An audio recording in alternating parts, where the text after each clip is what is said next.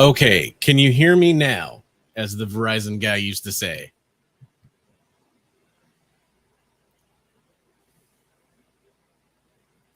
It's going to take a few seconds for the lag. Okay, we have sound. Okay, so yeah, it was really weird. When I started logging into the stream, I noticed that I didn't have a sound meter in my OBS, and apparently everything on my computer, I did a Windows update, apparently everything on my computer reset to default devices. So that's really annoying. I apologize for that. Welcome into the show. I'm Christopher, aka the Bronze Age Nerd. It really wouldn't be one of my streams unless I had technical difficulties, so I guess we got that out of the way. So we got a lot of cool people in here so far. I'm going to take a real quick second to say hi to some people. I appreciate GT Key Comic was in the chat before the show started. Same with X11 Bravo. I saw him in there. Buddy McKinley in the house. Fight the Good Fight. Sinfully Good Comics. We got Roof Baby. Expose the always overhyped one.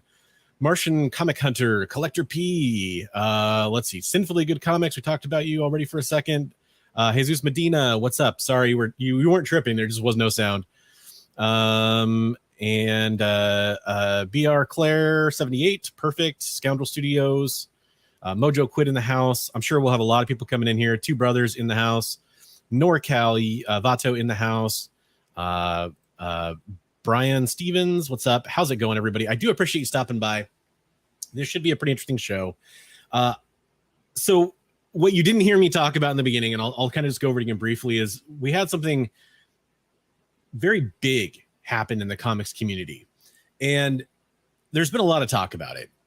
There's probably almost been too much talk about it at this point, and I don't want to beat a dead horse. That's not the point of this stream. I actually want to take a second and do what I've always done on this channel, and that is fact checked a little bit and play devil's advocate a little bit to what the current narratives are, but also give you the unfiltered truth, at least as I see it. And that is an important point. Truth is not an absolute. It does seem like it is. And for some things, certain facts and stuff, it's an absolute. But truth about opinions obviously depends about people's opinions. And I want to take into account the community's opinions on what we've heard so far. I want to add in some of my own. Maybe we'll hear from some people tonight as the show goes on. I kind of will open it up a little bit at certain points, but I do have a lot to say, so I don't want to get too off track and get too many people talking at once, that kind of thing. But in the chat, I really, really, really want to hear what you guys have to say. This is the actual point here. And I do have some ground rules. What I'm going to do is I'm going to throw up some talking points that I created, and you'll kind of see where we're going with the show tonight. I am big on transparency. If you follow me at all, you know that is something that's very important to me. So there's some rules. I have some rules. We got to try to be honest. And that doesn't just mean being honest about the truth of what happened as we see it, but it also means being honest with ourselves and with the people in the community. I also want to make sure that we listen to other people, which is why I'm saying, get your comments into the chat. I have a feeling this is going to be a much bigger show than I'm used to. I am sorry if I don't get to every message in chat. I am going to try. I'm definitely going to highlight the ones that stick out to me. Super chats, all that kind of stuff. I'm going to look at it as much as I possibly can. The third thing, and this is important, I'd ask that for tonight's conversation, we refrain from personal attacks. That doesn't mean you can't be emotional about what somebody did. It doesn't mean that you can't be emotional or talk about something that somebody did in a factual way. But just getting on here and being like, F that person, this person sucks, I don't know what that's going to do for us tonight. I don't understand how that's going to move the conversation forward. It doesn't mean we're not going to hold feet to fires, because we are. But I would rather do that for the organizations, for the most part, that are truly involved in this and can make a difference. And we will talk about each of them. You see each of the big players in the game, I should point over here, kind of listed out, and we will talk about it. I promise we will. And I will listen to what you guys have to say. Does that sound good?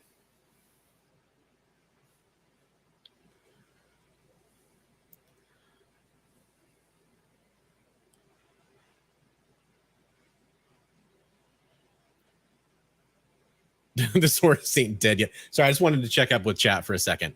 So here's what I really want to say to start things off. We're going to talk about that influencers thing first.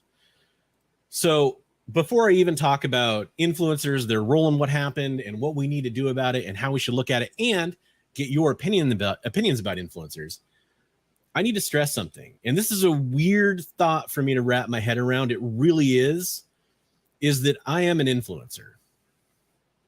I'm not like a big time influencer. I'm not. But also, more of you are influencers than you realize. Some of you are, I see some channels and stuff in here.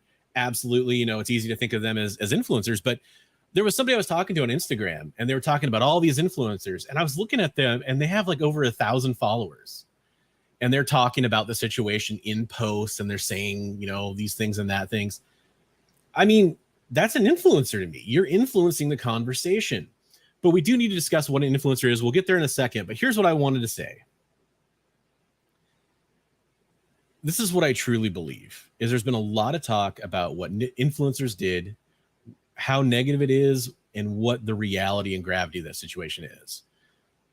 I would really like to take a second, if I am an influencer, and influence this conversation, influence this by moving us forward. That doesn't mean forgetting what happened. It doesn't mean forgetting the past, but it means, I think we've all been talking about it all week, right?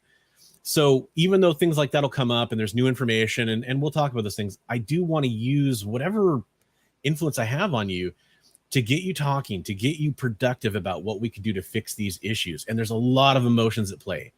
That's one thing that one of my closing thoughts, however tonight goes, one of my closing thoughts will be that we've discovered that there are some serious problems. Well, some of us have discovered it, and some of us have been reminded that there are some serious problems in our community that need addressing. And I think that's important. And I think that we all need to think about that and think about what we truly want and get that out there. Keep everybody on their toes about this. And that includes influencers. That includes these companies we're going to talk about and these organizations we're going to talk about. All right. So I need to kind of move things around here a tiny bit so I can keep seeing chat without having to look. See, the problem is I've got an ultra wide monitor, and it's cool on some things, except for my camera is off to the side. I didn't want to be looking up at you guys the whole time. So it makes things a little jumbled, which is why I might miss some chat. So if I do, oh, that's a good point. I like that. Technically speaking, we're all influencers in a way. And yeah, it depends on where you draw the line for influencer. I think that's an important thing. So getting back to the talking points, what is the role of influencers in this? So here's the deal. We need to, I talked a little bit about, what is an influencer? And I think that's a totally loaded term, right? I think most of us for years now, if you heard the term influencer, probably a lot of us, our first reaction is, ugh, right? Like, you think of whether you love them, even if you're a fan of them, certain Twitch streamers or, really famous YouTubers and stuff like that. And it can be kind of an off-putting term. And I think that does play into this a little bit, by the way. But an influencer at its core, the way I'm going to define that, you're free to make your own definition, is somebody who it's so basic. They can influence change in a conversation or a community on probably a larger scale than one individual voice normally can. That's not like a dictionary definition of an influencer, but I think that's pretty much in the ballpark, right? Somebody who uses a platform to get their viewpoints out. And I think often it's pretty fair to say that financial interests are involved, whether that's promoting a product, whether that's pushing a spec book in our particular arena, or just they're using something cool or buying something cool, so other people want to buy or use that cool thing too, right?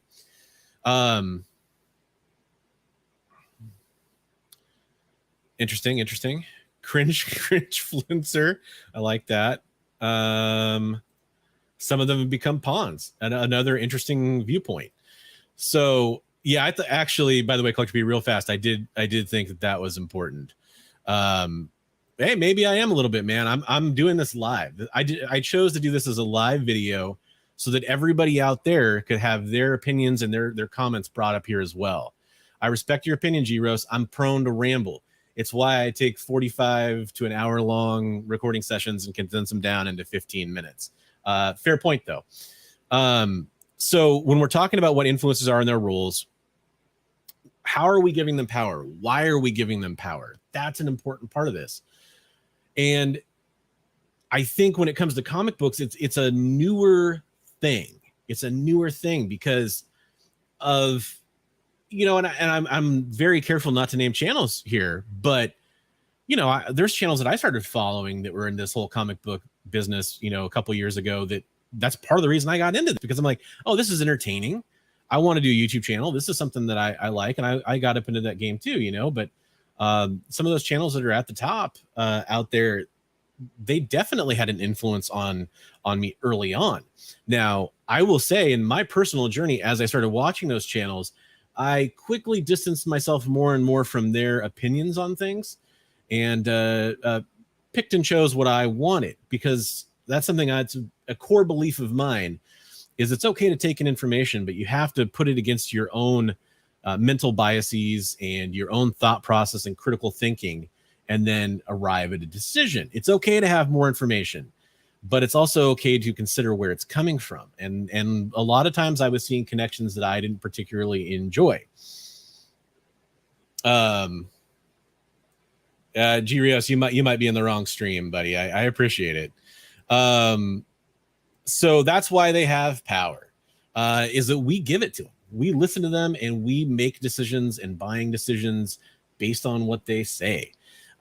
We continue to view, we continue to support, we continue to engage, we continue to follow. And all of those things give that power. We follow the people that they recommend. And is that a bad thing? Again, you know, I've definitely pared down the number of channels that I pay attention to. I hope people watch my stuff, but I understand if they don't. It's not for everybody, as we're learning tonight, right? Like, that's something that's totally true. And that's totally fine. Everybody's going to take information that they want from the world. A real problem in the last, I don't know, 20 years, longer than that really, is picking your information sources. It's a problem across all facets of modern life. And so if you are absorbing the information, I think it's good to pull in a wide net of information if you have time and energy to do it and you want to do it. But I also think it's really good to make your own decisions based on that. That's just my own personal opinion. Got the Comic Forge in the house, Pressable Defects representing. I appreciate that. I appreciate that too, brothers. Yeah, I've spoken with Skeff. So that's one thing I'll mention real fast is if you've talked to me at all, a lot of you have had private conversations with me. Those private conversations stay private. And that's not just Skeff. I've talked to a lot of people involved. I've talked to people that were in the line. I've talked to people that saw the line. I've talked to people that resold comic books. I've talked to people that bought comic books from those people that were in line. I've talked to people that, you know what's going on. And I've tried to compile all that information, mostly privately. Some of those things I can repeat because they were public conversations, or I asked if I can talk about it. And some of those things I can't. And so I'll definitely, make sure that I discuss that. But I also think it's important to remember that just because you heard something doesn't mean it's true. And I'm being very careful with that. Just because I heard something from somebody who was there doesn't mean it's true. You guys know this, right? You've heard this a million times. You can have 7 eyewitnesses that see the same event, and even minutes later, they report different things because they were watching different things when it happened. They were making assumptions as things happen in real time. And that's probably true here. So a lot has been talked about, and I think it should have been talked about what actually happened and who was there and what. And it's got its uses. But when we're talking about how to move forward from this and what we need to do as a community, I personally I place more value in other parts of the conversation. 100%. By the way, I'm pulling comments out of everywhere. Anyone else fatigued by this whole ordeal? Yes, it is. Straight up, I did not really want to make a follow-up video, but a lot of my viewers asked me to. And I decided to make it a live stream and turn it into something a little bit different to give us a chance to voice those kinds of opinions, Chris. I completely agree. But that's also true. This is a chance, and this is really what I'm hoping this can do. This is a chance to talk about some real shit that a lot of us have been pissed off about for a long time. And it has way more to do than what happened at C2E2. But that is the issue at hand, and we'll talk about some of that stuff as well.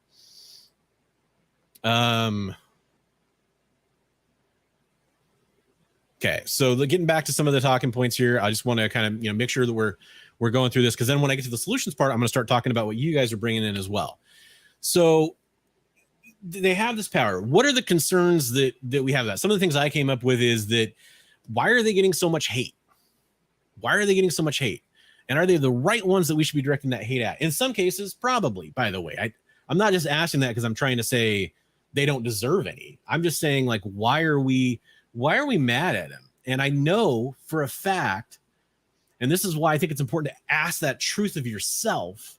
I know for a fact that some people are mad because they're a little jealous.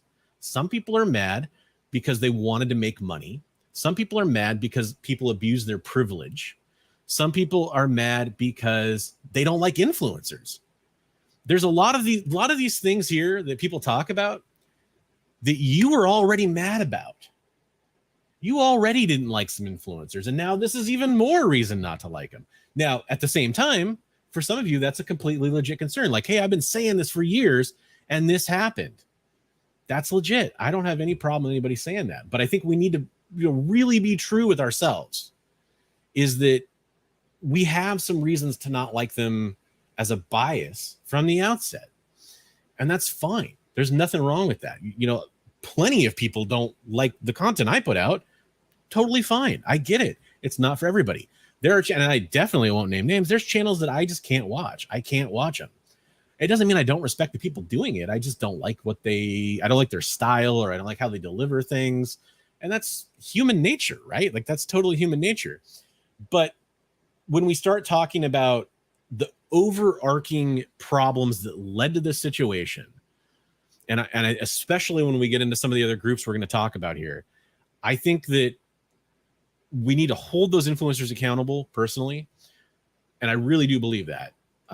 But I also think that we need to really address the systemic issues in our particular group and community that have caused this. So one of the things that comes up, and it's another concern for sure, is, are they greedy? Are the influencers greedy? Is all they care about money? And hang on, I'm just getting up. It seems like there's a lot of people are mad because of what Mojo said. Let's see what Mojo said. Figured on the fact that something that shouldn't have been done is just insult to injury. I think he probably had a comment before that. This has been a big deal, not so much because of what happened, but more because of how it happened. There's a reason that backdoor or back office deals don't happen in front of customers. Yes. I agree. Absolutely. I think that, that, and that's part of it is, do not kid yourselves. This shit has been happening at pretty much every fucking con, every exclusive, this shit happens all the time. And when it wasn't influencers, it was retailers at the head of the line. Now, some of those retailers, I'm sure, are honest and they have limits and all that's really good. But line cutting in the sense that people get access to stuff early, backdoor deals, backroom deals happen all the time. This is absolutely nothing new. And so it's great to have something new, expose the practice so we can talk about it and let everybody know it's not okay. We don't like it, right? And that is the kind of social pressure that I think we need to be placing.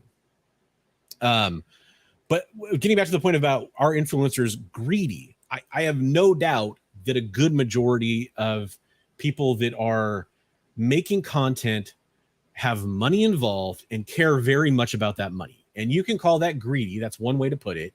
And I think in some cases it definitely is greed. I think that I'll even say, I think some reactions that we saw after the fact proved it was about greed. Again, I have no interest in talking about individuals here. It's really not important to me. I get that it is to some of you, a lot of you. I totally get it. But when you start talking about the greed involved, this is a huge problem in comic books. There's a large percentage of people that get pissed off anytime somebody makes money off selling a comic book. There's people, that, and I respect to you. That's how you feel. But there's people that don't like any money being made from comic books. If you sold a comic book, you're a fucking asshole. That is their perspective. You're not a true collector. I hear that all the time, directed at me and directed at other people. You're not a true collector because you sold a comic book. Now, I personally really don't believe that. And I'm biased. I sell comic books. I'm exposing my bias right for you. There you go. I sell comic books. I swear to God, I do it for two reasons. I actually don't swear to God. I'm an atheist. I don't want to swear to God. I swear to Stan Lee. And that might sound like a joke. I take that more seriously. I do it for two reasons. One is to buy more X-Men and G.I. Joe and booty covers. You guys know what I like. Absolutely. And I will buy and sell comics to do that 100%. And I've done it, comics I've collected over the years and comics I bought recently. I don't mind doing that. And the other reason I do it is and this is a more recent development, is to pay bills for my family. 100%. I'm not going to start talking about food on tables and that kind of thing and like saying it justifies everything. That's the point. The greed or the money or wanting to sell comic books, that alone is no justification for any actions. It's absolutely not. But at the same time, if you've ever looked at a comic book and ever thought in the back of your head, is this comic book going to change value in 10 years? Or is that something that people are going to care about? Well, congratulations. You've been a speculator. You've been involved in the thought process that leads to the idea of selling comic books. And I don't think that's a dirty thing. If you do, I'd love to hear about it. But if you think that's some kind of dirty thing just because you're selling a comic book should be for collectors and comic books should be reading, they should only be traded. That's great, dude. I would love to. I love trading comic books. Trading comic books is my favorite thing because it does feel more pure. I totally get that. Putting money involved, it does always have an element too, because then like, well, what if the buyer flakes or what if they ship poorly and you get fucked out of your money? There are things like that are absolutely valid concerns. And there are things like, oh, this person's clearly trying to gouge me. All those things bring negative feelings into the hobby, right? They totally do. I get that. But yeah, there's a difference between, I'm just kind of looking over at chat randomly. There's a difference between price gouging and reselling. Absolutely. I agree with that. Yeah, selling comics is okay. Trading comics is okay. I agree with that too. Trying to make sure I don't miss. Yeah, absolutely. If you guys are alive, a lot of new viewers. I do a booty cover of the week. I probably have people mad at me because I didn't release it yesterday, so I need to get out there and do that. As far as the greed element, I think it's out there. I think it's something that we have to be concerned about. But it's easy when you're a buyer. If you don't appreciate how somebody's selling something or how they're offering it, you don't buy. You let other people you're not happy with how they're doing it too. I think that's totally fair. That's my easy take on it, right? Like there are streams and stuff that I do not support because I don't feel like I'm being sold to in an honest way. Near mint. It's near mint. No, it's fucking not. Show me on that app or show me, in your pictures or whatever, what makes that book a near mint book. Or conversely, whatever grade they're saying it is. It's not always near mint. It's a 9.8 contender, all that bullshit, guys. We've heard it a million times. Hey, Nick Brucci of Dynamic Forces and Dynamite founding fame is in the chat. Says, hit that thumbs up to support Chris. He always brings entertaining, informative shows. You can hit that thumbs up live or later. I appreciate that. Thank you very much for your super chat, Nick. Thanks for coming and joining the conversation. Yes. Yeah. No, for sure. Whoever knew they were fake at any point along the way, that introduces an entirely different element. You're 100% right. And that's an important point, Xbox Gamer. That is why I want to bring that up real fast. That is why, like, if I had one of those books, let's say I didn't know when I bought it and I bought it and I would have bought it to flip almost surely. I either would have bought it to flip or I would have bought it for a veteran, not knowing about the disrespectful things that are on the acetate cover. I would have bought it for a veteran. I work a lot with X11 Bravo and Project Slabavet. I know there's a lot of veterans out there that would want that. If I had the money to buy an $85 book, or I got an offer for the book early on, it was $160. If I had the funds to just go out and buy that book and give it to them, I would have done that in a heartbeat, thinking like this is a good thing for one of those veterans. But I would have, if I'd known it was fake and I went to go resell it, I would have disclosed that. Like, here's this book. It's a bootleg. I don't have a problem with people selling bootleg comics as long as they say it's a bootleg comic. There's a Cerberus 1 bootleg that's actually kind of common out there. There's other like kind of infamous bootleg comics, right? I don't necessarily have a problem with, like, if you told me you want to buy this comic book because you think it's just a cool piece of comic book history, I don't have a problem with that. Like, I get it. Well, somebody's got to sell it to you then, right? Or give it to you. I mean, those are the only two options. I guess you could go steal it. There certainly would be a large degree of irony in that. This near mint book can bring your dead loved ones back. Bye. Yep. Yeah, there's some points there. Figure drawing, like, they should have been honest. After the fact, the story would still have some legs. Let me kind of wrap up the last thing I had here. There's a concern about influencers, and that is just that, are they different than everyone else? Should they be held to a higher standard, and or should they be given different opportunities? And it's kind of weird for me because again, I am a small French fry in a big vat of deep fried French fries. I don't fucking know. That's a terrible analogy or metaphor. But I am an influencer. I fucking am. Like, I may not like that, but it's true. So take this with a grain of salt. I don't think influencers should be held to a lower standard. So I think they should be held to the same standard. I think they should be held to the same standard. And if they use their reach to sell something or to promote something, they should be held to a higher standard than just somebody who bought that product or whatever, right? Like, there's a responsibility involved. That's my opinion on it. Now, should an influencer get special privileges? Well, I don't think an influencer should be allowed to cut a line at a convention to pick up a comic. I don't think that. But I think there are opportunities that are presented to influencers that might be interesting to people. I'll talk a little bit. I'll talk a tiny little bit about an opportunity that was given to me. I wish I had mentioned this to that person ahead of time. Comic Barricade is somebody I had a partnership with. And what Comic Barricade did is they sent me some of their product with no strings attached to try out and see if I liked, and then to further have a discussion about whether or not I wanted to be an advertiser for them. And this is how I like to do things when it comes to promotions and sponsorships.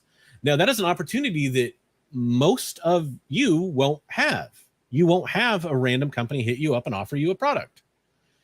But by doing that, they sent me a product. I looked at it, and I seriously fucking looked at it. I had concerns. I brought up those concerns to Comic Barricade. They mentioned they are R&Ding a new product based partially on those concerns. Anyways, that's kind of getting into the inside baseball, and I don't want to do that too much. But they had integrity. I had integrity. I think. I'm trying to say I think I had integrity. I looked at that product and I said, yeah, you know what? I went back to them. I said, hey, as long as I can voice my concerns when I represent your product, I'm okay with it because I think there's a real use for it. And I did that. And so because of that, I have had a lot of people tell me they're happy that they knew about that product because they didn't know about it before. So, and I got paid for it. That's, at the top of every video. This included paid promotion. Every video that they sponsored. You can still, in the script, you can still go get a discount code. I get nothing from that. I'm not paid by them anymore.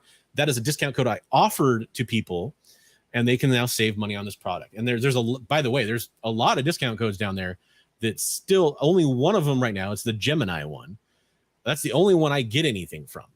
But you can go save money using those. So there's a benefit to you. There was a benefit to me that I disclosed to you guys. I also gave away some Comic Barricades, and then I informed some people. So there's some areas of privilege that influencers get that I don't know if I can say like 100% it's automatically a bad thing. What does it come down to? It comes down to transparency. It comes down to integrity. It comes down to honesty. It comes down to not taking advantage of other people to use that. And as long as you do that, I don't see that there's automatically some kind of problem with it. Some people have different opinions about that. That's totally fine. Trying to get caught up just to make sure. I just said a lot of stuff, and I understand that. And so, real fast, I don't think they're different than everybody else. Just kind of, I had a few solutions I'm going to offer, and then I'm going to go through the chat and specifically talk about, any solutions I see coming up from you guys on this one. Holding people accountable is my number one thing. Hold them accountable. And that means, if you have a grievance, don't be afraid to air it. If you have a feeling about how something happened, don't be afraid to talk about it. Don't be afraid to talk to retailers about it. Be like, I don't like that you supported this person because of how they did this. That's a real way that people have power. Like if if one of the people that promoted with me, if a bunch of customers went to them and said, that guy's an asshole. He said that you could do this with your product and he's lying to us. And, he stole a bunch of product and he's not giving it to his customer, to his viewers. That promoter is not going to want to do business with me. So if you really feel like that happened, that's one way you have power in this system. It may not be an equal amount of power, but that's one thing you can do. Be careful who you give your attention to. Be careful who you let be an influencer by your views, by your clicks, hate watching and leaving negative comments. Well, folks, that's engagement. YouTube doesn't care if you're disliking the video. YouTube doesn't care if you're thumbs downing, that leaving a comment saying this person's an asshole. That actually counts as positive engagement, believe it or not, which is why you see so many people making flagrant videos to attack people and to, that it gets them clicks, it gets them all that stuff. That's part of it. So don't give them that power if you don't think they deserve that power. And it might sound obvious, but there's people that still do that. And then the last thing that I came up with the solution is when you're thinking about what somebody is selling, offering, talking about, promoting, consider their bias, consider their connections. What are they getting out of this? Don't be afraid to ask. I would say politely ask most of the time, hey, I noticed that you're talking about this product. Are you sponsored by them? If they're not disclosing that, that is a major problem. If you don't think that what's happening is above board, then there's a really good chance it's not. There's a really good chance that some fuckery is afoot. I think Mel B was the one that made that quote up. I fucking love that quote. Maybe he didn't. I love it though. Fuckery is afoot. It's something that when you spot that, you be real careful. Would be my advice to you. Don't just take my word for it. Consider my bias when you're making that decision. Okay, I talked for a lot. I'm going to go back and go through comments here. I'm going to go to the bottom and kind of work my way up a little bit so I catch the most recent comments instead of getting to them 10 minutes later in the conversation. FOMO industrial complex is only expanded with WhatNot and other FOMO apps. It certainly can add fuel to the fire. Good point, Boba Fett. Good point. Unlicensed items are often not allowed at cons. A big part that's going to come up when we talk about this later, and it's something, again, I'm big on transparency. Something Boba Fett and I talked about not that long ago is it depends on how much these organizations know or think they know about whether or not these products are bootleg. If they just hear a couple rumors that something's bootleg, hopefully they investigate it. They have more power than probably you or I to go ask a Marvel Comics and say, is this a legit product? Can we allow this to be sold in our forum? Do you approve of this product? That I would say that's an important point, but they have to know. They can't just assume it's fake because a bunch of pissed off collectors say it's fake. We might be right. we probably are right, but we can't just assume that. I think that's something I want to point out. It's funny as I watch several different influencers each week that they all have the same hot books. By books, it's like they get a printout each week to promote. Yeah, I mean, there's kind of a zeitgeist involved there. Like I do top 5 not to buy. I don't actually do spec videos. I've done one spec video ever, and it's because I wanted to make a really kick-ass G.I. Joe thumbnail. It was like top 5 G.I. Joe books to buy. It was a long time ago on my channel. It's probably really embarrassing to go back and watch that. But I do top 5 not to buy based on those lists. And I can tell you, it's really easy to go around and look at what's moving and what's trending and like what people are talking about. And, you know, that information, there's a reason that a lot of them come up with the same lists. And there's a reason that a lot of the YouTubers talk about the same stuff. A lot of those lists take ideas from YouTubers. A lot of those YouTubers take ideas from those lists. It's really kind of a, you know, somebody said FOMO industrial complex. It kind of reminds me of that a little bit. That's especially there, that's a good way to put it. And I'm not, everybody thinks I hate those lists, or I don't actually hate those lists. Full disclosure. I think there's issues with those lists. And I think there's issues with people blindly following those lists.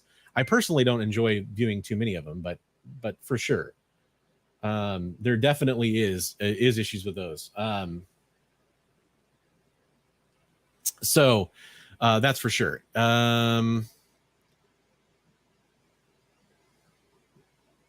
That's definitely referring to something you said earlier. Maybe this going backwards thing is a problem. Yeah, I think it's pretty obvious. It's more obvious to some people than others. It's probably more obvious these days than it was a while ago. Yeah, 100%. 100%. Hey, you're all good, man. I'm just glad you're here. Okay, so this is the comment I saw I wanted to get back to.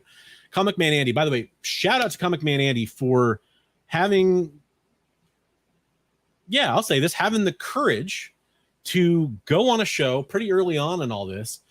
And by the way, before I even get to Comic Man Andy's courage, huge shout out to White Shadow. Go follow him on YouTube right now. If for no other reason than he was willing to talk about his experience in a video and get out there. That is not easy to do.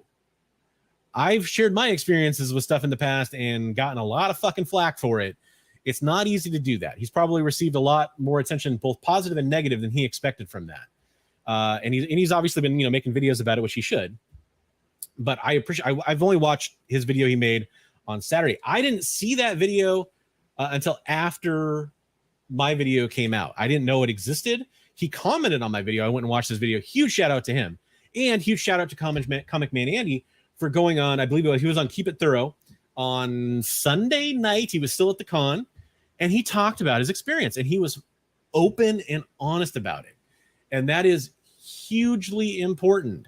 So shout out to Comic Man Andy. Now his question here is: did people cut in line, or did Black Flag tell them to come back to the front? Food for thought. Now, you're talking to somebody, or somebody who's talking who was there. Again, I'm not going to get into the nitty gritty of who told me what. I'm not going to do it. Those were private conversations. I talked to multiple people, and there were conflicting reports amongst those people. I think there is a chance that less people cut in line, especially influencers, than most people think. I wasn't there. I didn't see it with my own eyeballs. I'm not going to tell you what is 100% true and what is not true. I'm just going to say that I think there's a chance that less of that happened than people report. And by the way, here's my transparency. I own some of that blame, because when I put out a video, the first thing I said in it is influencers cutting in line, ? And yeah, I was just asking the question, but I certainly added fuel to that fire. And I have to own that, because I think I made a bit of a mistake there. Full disclosure. But Comic Man Andy saying that, I appreciate him saying that. He says, I wish I would have looked a lot harder before buying. Yeah, I know that, you know, some people that were involved in this have expressed true remorse about what happened. I don't necessarily think even everybody needs to, but he did, and I really appreciate that. I think it goes a long way. Okay, let me see if I can get caught back up here.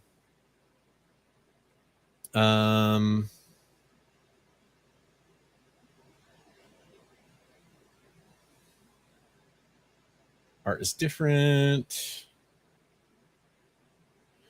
Tomb says, I definitely watched 3 of his videos this week. He deserves it for sure. Yeah, White Shadow.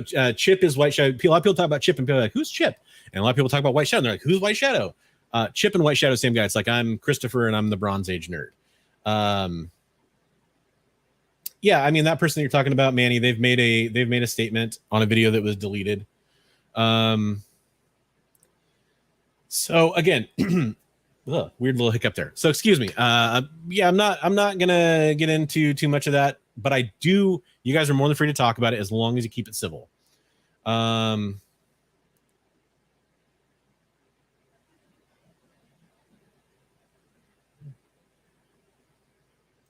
I'm recording a video also after the giveaway books went out. I subbed the rest to CGC on the con floor to give back. Okay, cool. So this is something, I don't think this is a problem me saying this. This is something Andy told me earlier. And it's something I'm not going to fucking say until he says it here on this forum. This is an interesting situation. Like, now he's got these books subbed to CGC that he sent out from the con before he knew they were a bootleg. Well, as we all know, and we'll get to CGC later. We are going to get to CGC later. Don't worry.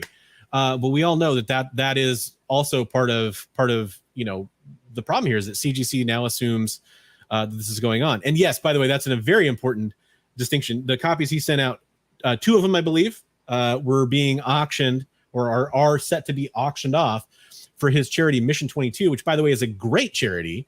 Go ahead and take a second in another window or something like that to bookmark them, check them out later. Go check them out, and definitely consider supporting that organization. It's something that I'd love to do some charity work involving helping veterans, and I believe most of their focus, I want to say, is on assisting veterans that are in a hard place, which is a lot of veterans, unfortunately, and that's something that I definitely want to get more attention. So I'm glad he brought that up.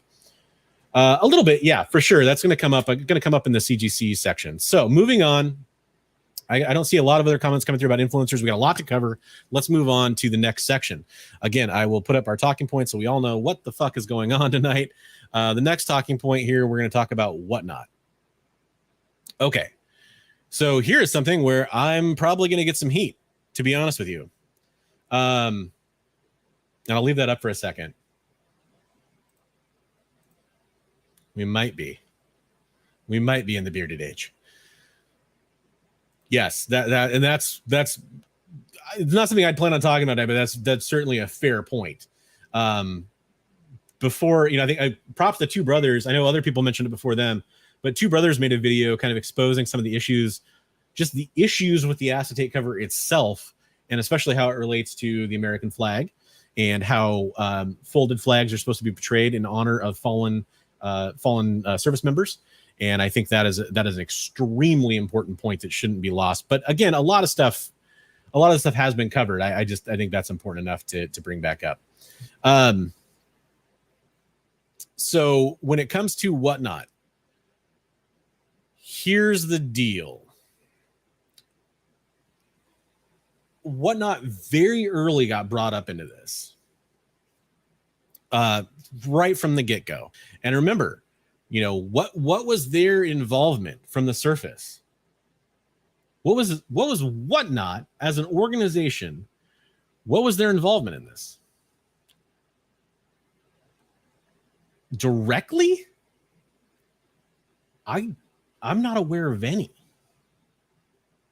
They now certainly sellers who are part of WhatNot certainly took books that they bought and sold them on WhatNot.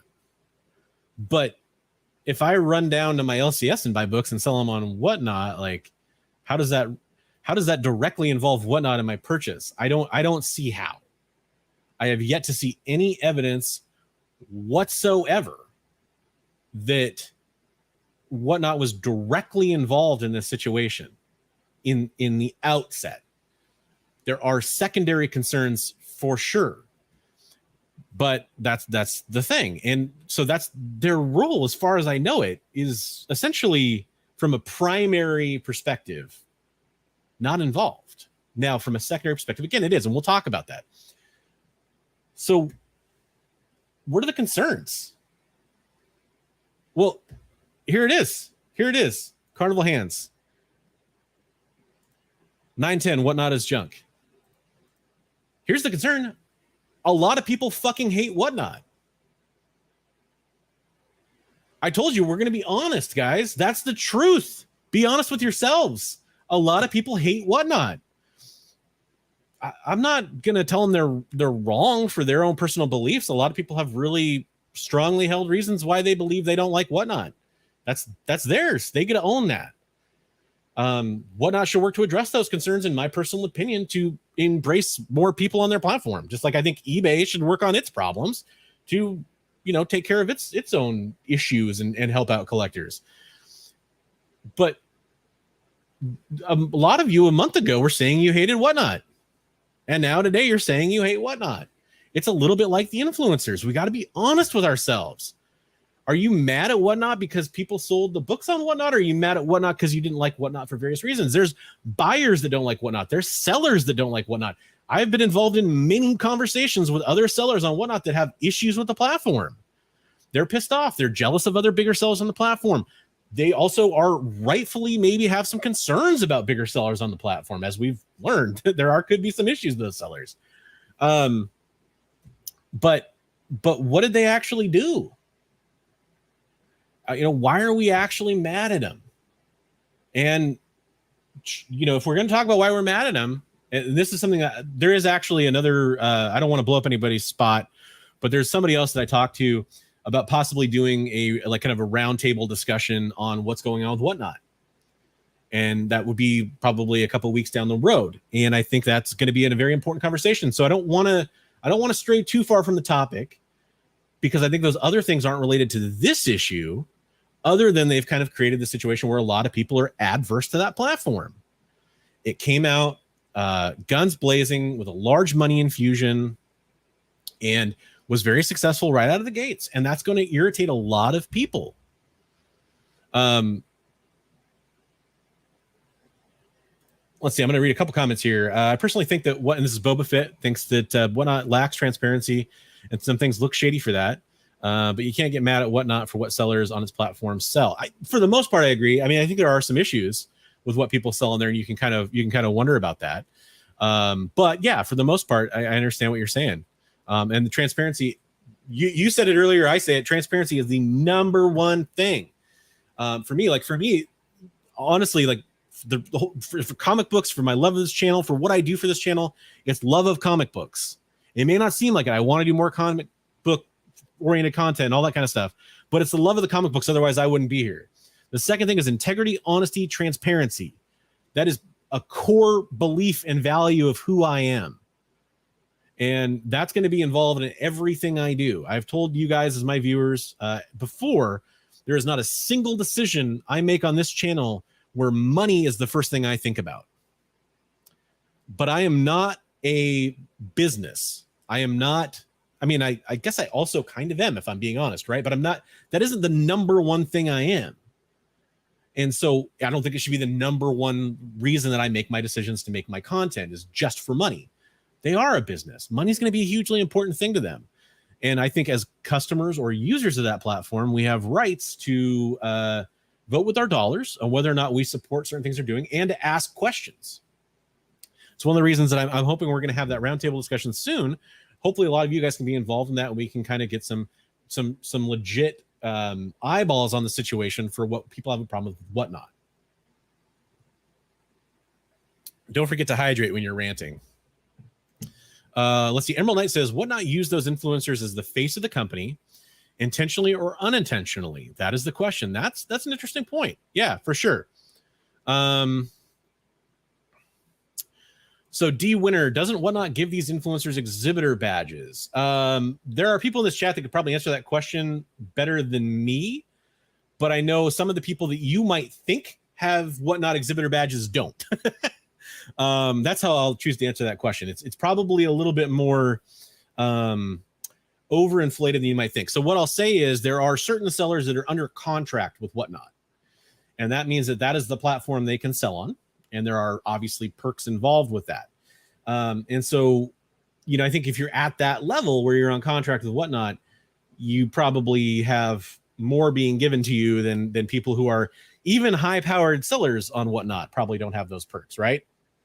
Again, there are high-powered sellers on WhatNot in this stream. I am not one of them. I am a seller on WhatNot. I'm not. I have like 600 followers. I'm not a big WhatNot guy. I wish I was. I wish I made more money on the platform. I don't. So, again, that's part of my bias, right? Let me see some other comments here about WhatNot. Buddy McKinley says, as a seller and buyer on WhatNot, I do like the platform, but most things are as most things are. All industries have a clique, just like school, just a small fish in a big pond. That's a good point. I think that's a very common point amongst people that are sellers on WhatNot, is that there is that click. That's kind of what I was talking about earlier with those conversations I've had. there's a sense of the rich get richer on Whatnot. Fair or not, I don't know. I mean, I don't know. Like, I bet you if I devoted, like, if I treated selling on Whatnot like a full-time job, and I definitely don't. I bet you if I treated it that way, I bet you I'd be a lot more successful on Whatnot. And then I would probably have these opportunities that some of those other people have coming their way. It would probably come my way. There's people that are streaming. They're streaming 7 days a week, right? Like, they have multiple streams a day, multiple streamers.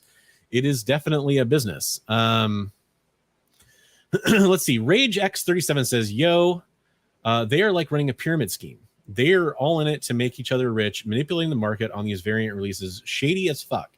Okay, so let's see about that. Like, I respect your opinion. Definitely every sale on Whatnot makes Whatnot money. Every sale on eBay makes eBay money. Every sale at a local comic book shop makes the local comic book shop money. The eBay people want to get richer. The comic shop people want to get richer. Every publisher that puts out comics wants to get richer. Guys, it's capitalism. I mean, it doesn't, in no way does it give them a blank check. No way. But as far as that goes, that's my opinion on it. I respect your opinion. I totally understand it. Sabertooth says, I don't hate Whatnot. I just peeped how it works and use it to my advantage. Some people overpay for books. I've gotten a lot of it. And that's a good point. A lot of people overpay for books on Whatnot. And if you're in streams with more people in it, you're probably overpaying for books. If you're in streams with less people in it, there's a really good chance you're not overpaying books. People probably don't like that I start books a lot higher than a lot of other sellers on Whatnot, because I know that if I start it for $1, it's gonna walk. And I do that sometimes too, because I view it as like an acceptable, like, loss leader kind of a thing. I want to get people interested in the stream, and I want to build viewers and followers, right? Like, I want to use the system and get the most out of it. But yeah, it's definitely one of those things where you got to be careful. Manny says, you need to listen to Manimal's take on Whatnot. It's not just hatred towards Whatnot. Again, they want to cash in with their influencers and comic fam.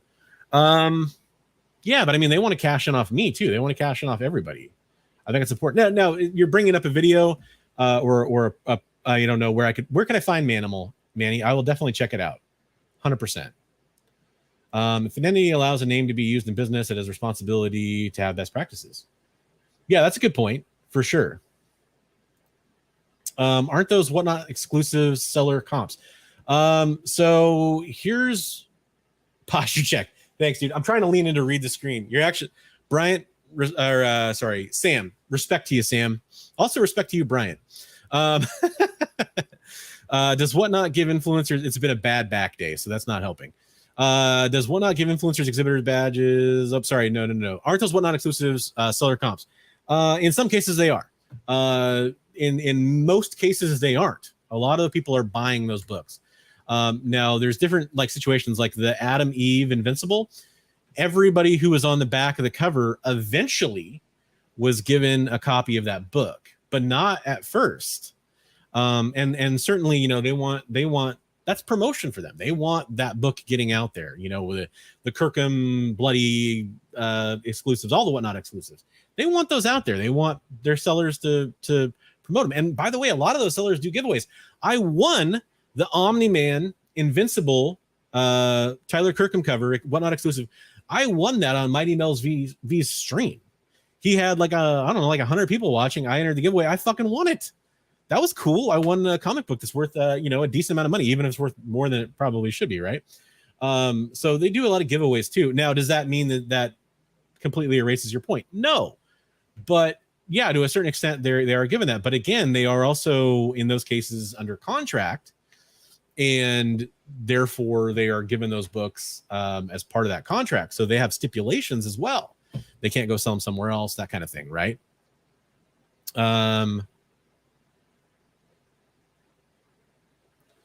Yeah, just right with Comic Man Andy was saying here. One thing it does make me worry about Whatnot is them doing their own publishing. Yeah, there's definitely some conflict of interest kind of stuff. For sure. I think that's a valid point too.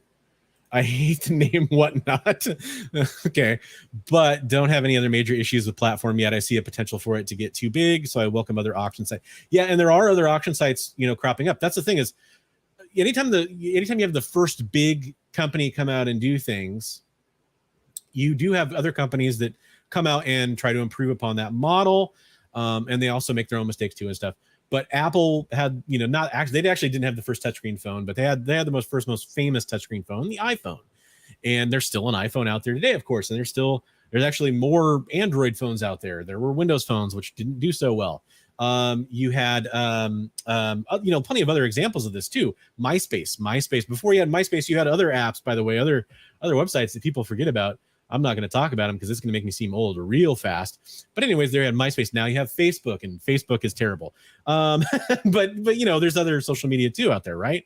So that's definitely something that needs to be taken into account. Is other platforms, they've kind of shown the potential. Is we know eBay is going to be testing some live auction sales. There's Drip. There's other places to do this now. This is something that, Manny, it's a good point. WhatNot TOS, no counterfeit items, yet this book is still being sold. Right. But has Marvel confirmed to them that it's not a legit product? Have they? Do you know that? Because I don't know that. So again, I reported that story on Sunday morning. As far as I know, I broke that story. On, I believe it was Tuesday morning, Bleeding Cool also reported the story that Marvel did not approve these books. That's, two people saying they heard from somebody that this isn't a legit product. So should WhatNot really take it off their platform without verification first from Marvel? Now, should WhatNot also be talking to Marvel to verify if that's true? I really hope so. If somebody high up at WhatNot, it's the name I know, I'm going to use it. If like Jack DeMaio, aka Mr. Bolo, who's been very active on chats and stuff like this, if he were to ask that question to Marvel, I really hope we know, and then hopefully they're acting on it. That would be my sincere hope, is that people are getting involved, right?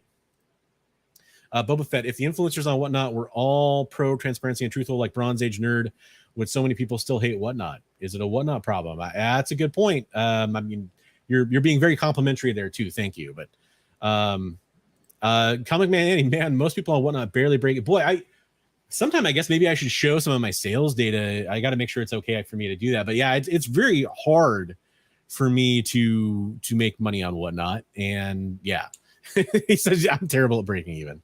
It's Kirk Ham, by the way. Kirk Ham, WhatNot exclusives are cool covers, but I would never pay. Yeah, and that's fair. I am in love with the Adam Eve cover. I'm in fucking love with that cover. I think it's gorgeous. Adam Eve is one of my favorite characters. I think it's great. I think Tyler Kirkham does a great job. The Battle Beast is really cool. I've really liked some of the ones he's done for them. That said, I'm not going to pay Invincible 1 prices like for a first print, for like a low grade first print, for this printing or facsimile of it.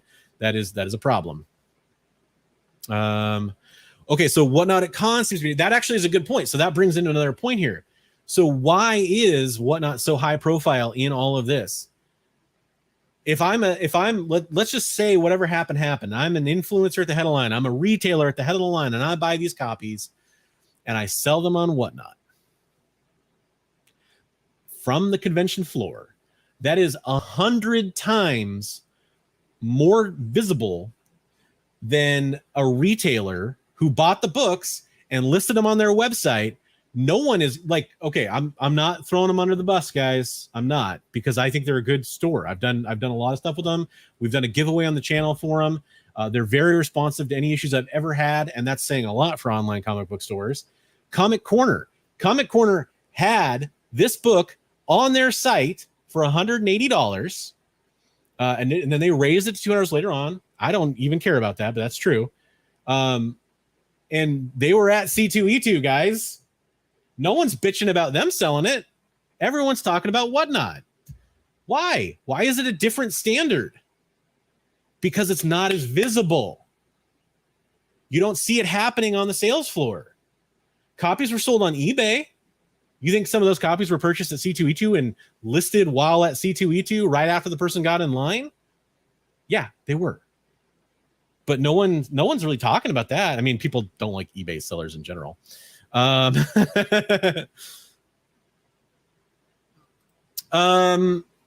There's definitely an element of that, and Sam, that for sure goes back into the influencer side of things. They're working together to pump and dump. Yeah, and that is definitely an element for this, and that goes back to why I think it's so important that we look at who we're paying attention to and why we're allowing them to have this attention. But a lot of that is on buyers, man. It's not, it's the whole thing where it's not right that they're doing that, but why are buyers listening to it and why are they paying so much? Look, here's a little tip. I'm never in a WhatNot auction unless it's a very good friend of mine or something like that I'm watching, like a personal friend. I have a few of them on WhatNot. They're not big streamers. Doesn't matter, but they're not. And I have another tab open and it's eBay sold listings. It's, cover price data. It's, I'm like looking at it like, well, this book's going for like $30 more than its FMV is. Fucking, I'm not going to bid on it. Doesn't matter how much I want it. Buyers need to have responsibility too, yo. WhatNot and the influencers just got the most advertising they have ever had for free. That's true. Good point. Mojo says, I don't think WhatNot holds any fault here. If anything, we shouldn't be bothered by WhatNot sellers selling this book. It's going to give a more accurate view of what the book is selling for. Yeah, it's going to give a more up to the minute view. The one thing I'm pumping up is my Huffy bike tires. Nice. The only thing, not the one thing. I start my books on eBay at the lowest amount I'm willing to take and never at 99 cents. Yeah, there you go. For sure.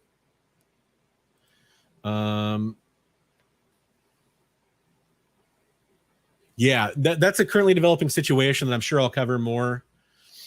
Yeah, well, probably not. Almost certainly not. 99.9% sure.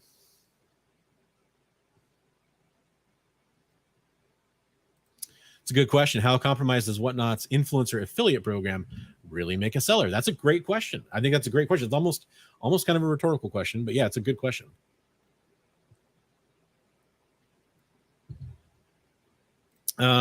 Exactly, but you got people that have the book flexing on the bids. Yeah.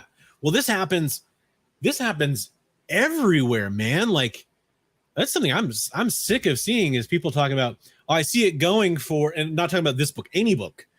Let's say it's a raw book and its FMV is $50. It's going for $125 on eBay. No, some asshole listed it for buy it now at $125 on eBay. It's not sold. It's not sold. It doesn't matter. I can list a book for whatever I want. Yeah, Comic Man Andy, I'm not here to promote individual sellers and like that, but he's been a pretty stand-up guy, so I think that's a good thing. Disclosure is not what it should be, and down to influencer. Yeah, that's true. It's not what it should be. Agreed. Nice. There you go. Congratulations on the win. I'm a little behind on chat. I'm going to try to get caught up here a little bit more. Do you think WhatNot should be less hated if sellers who sold booty covers on the site twerked for us?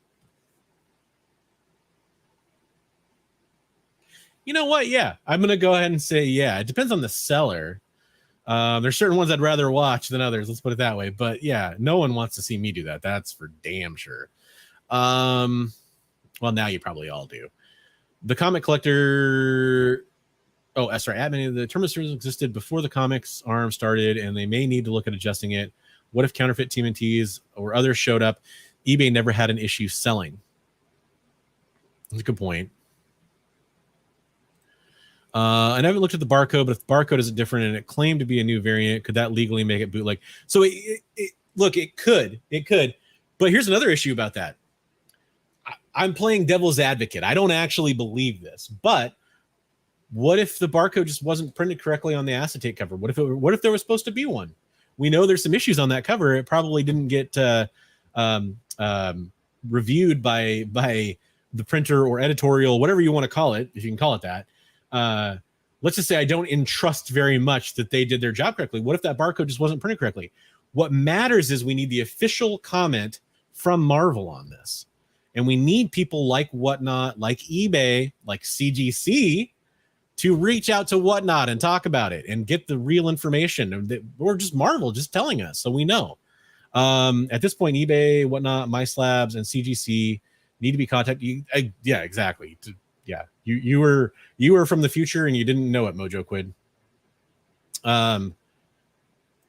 People spend a lot of money to get a ticket to the con. They should get an opportunity to get the book rather than people at home on WhatNot. Yeah. So I mean, this ties in. I think I'm going to talk about that more when it comes to Black Flag. eBay did take down White Shadow's listing for being counterfeit, which sucks because White Shadow was getting that's true. Also, though, they're only taking down certain listings that have been reported because obviously they're not taking down all of them. So people are like praising eBay for this. And I think this, I mean, dude, eBay takes down if a book gets reported on eBay, I think it's probably going to get taken down. I don't know that for sure, but like they're going to like err on the side of caution. Like when it has to do with lewd content, for example, that kind of stuff, like they take down shit all the time. Don't believe the hype. There's been so much on this comic that if Marvel does not make a public statement, we can only assume they are okay with it. Well, there could be legal reasons why they're holding off on comment. There could be legal reasons why Black Flag's holding off on comment too, and we'll get to that later. But eventually, yes, on a long enough timeline, we'd assume there'd be a comment. Do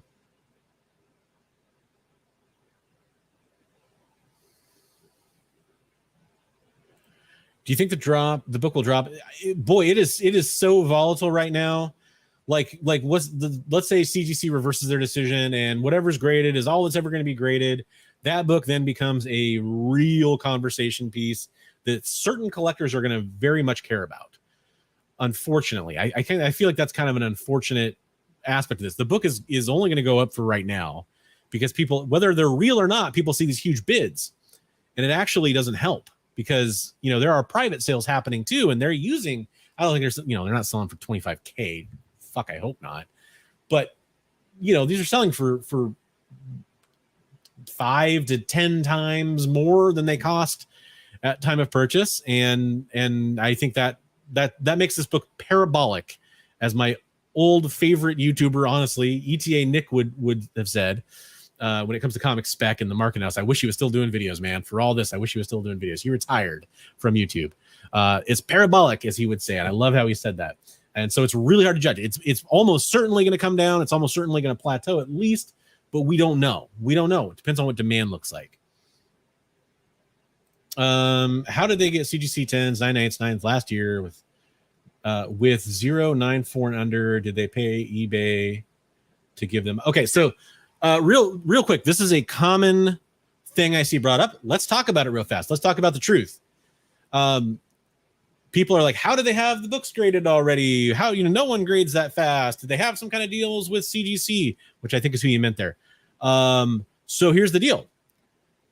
The cover is the facsimile crane cover from November 2021. They had a long time to plan this ahead of time and to get the books graded. That doesn't mean that something shady didn't happen between them and CGC as far as getting this book graded, because we know, one of the ones I've seen grader notes from was graded, I believe, on July 28th, 2022, which is right before the con started. So certainly the timing, it's pretty quick, but if they did a walkthrough, which they probably didn't do, or if they're a big retailer, I hate to say it, probably sometimes those books get pushed to the head of the line. Sound familiar? But I don't think that just the fact, and they're grading, there's this other thing too that I don't have a definitive answer on, but a lot of people are assuming that this is being graded as a double cover. I actually don't know that acetates are graded as a double cover.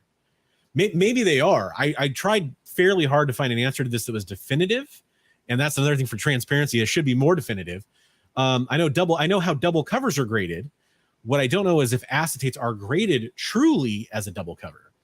But if they're just grading the acetate, it's plastic and it can scratch and there can be things that happen to it. But in general, it's better than Marvel paper, even Marvel paper that was probably printed through an independent printer or something like that. I think a lot of Marvel exclusives are not necessarily printed by Marvel themselves. They're printed with some different cardstock and different kinds of paper that are higher quality.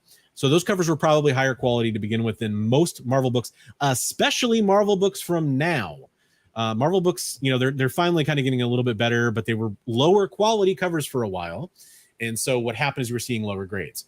They used to be higher grades. I mean, I've seen Marvel variants from the last 8 months that had 9, 9s, and 10s. I've seen that. Black Flag probably had a bunch of those lying around and they could hand pick the ones that they wanted. And they had professionally probably had the acetate cover attached, not officially, but professionally. And if you do that, it's really possible. It's a real acetate. Yeah, and it's funny. This is a good time for acetates. Acetate covers are getting all the love right now. Let me tell you. Generally they do. Yeah. Let's see. Mark says WhatNot encourages FOMO and pushing merch, but it takes two to do this dance. WhatNot is not going to throttle sales. Sellers are not going to throttle hype. It falls to the buyers to stay steady. That's pretty good.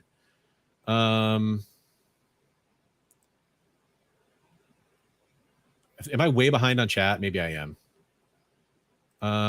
Their next set of acetate books are graded already. Yeah, that's old news. Yes, their next books are already graded. I mean, well, but okay. I saw a comment from Trish Forstner about this, and I really want to respect her. She said, keep my book's name out your mouth. I love that comment that she made. I really appreciate her by that. She liked a couple of my posts. That was really awesome to see. I think she's a great creator who deserved a lot more love recently from some of the awards that happened and stuff. But anyways, about the topic of the stray dogs, it's a different printer, most likely. I don't think it was the same printer, different process. Who's to say that it should have gotten 9, 9s, and 10s based on that? Maybe it should have. Maybe there were scratches that they thought like, it's still, corners are sharp, but the front of it or the back of it doesn't deserve 9, 9s, or 10s. Maybe it was a different grader who grades harshly. This is part of the problem about the transparency when it comes to CGC. I'm never about being right or wrong, but I'm always about taking. Yeah, for sure. I think I missed part of what you were talking about earlier, Comic Man Andy, and I'm sorry for that, but I 100% agree with that. I am trying to get caught up with chat so we can move along here. To play devil's advocate to yours, if it had the original cover still, which had the original barcode, having two different barcodes creates another issue. I don't know UPC legality. Yeah, well, so the real issue here is that Marvel probably wouldn't have said it's okay to do that. So that probably is where that whole comes in. So it is kind of a weird fringe case, obviously. And it just underscores why we need Marvel's official statement on what they want to talk about with this book. Dude, absolutely. Thanks for being here while you could. Have a good night. Go follow Comic Man Andy if you want to. I'd recommend it, but I'm just an influencer. Don't take my word for it. Someone said Black Flag has more acetate. Yes, they are coming to Boston Fan Expo. Possibly. We don't know, because here's the thing, and we'll get to them in a second. We're going to talk about Black Flag in a second. Yeah, collect what you want. The flag isn't full. Yeah, 100%. Damn, I miss Nick. I don't know which Nick we're talking about. Maybe I miss Nick too. I don't know. Black Flag released video comments on Instagram. He's setting up 2 lines now. So yeah, Black Flag, they did a video Sunday that was deleted. There's parts of it. You can find parts of it online pretty easily. It could have been a fun book. I agree. And yeah, they do have a new book coming. The book should not have been a blue label considering the variant was released that year and it's being graded like it just came out with an acetate. Yeah, it's definitely interesting. Kilty Corgi, in my book, you could be. Depends. Have you influenced anybody with that? Bad idea. Boy, bad idea. When it comes to them, that's a whole different thing.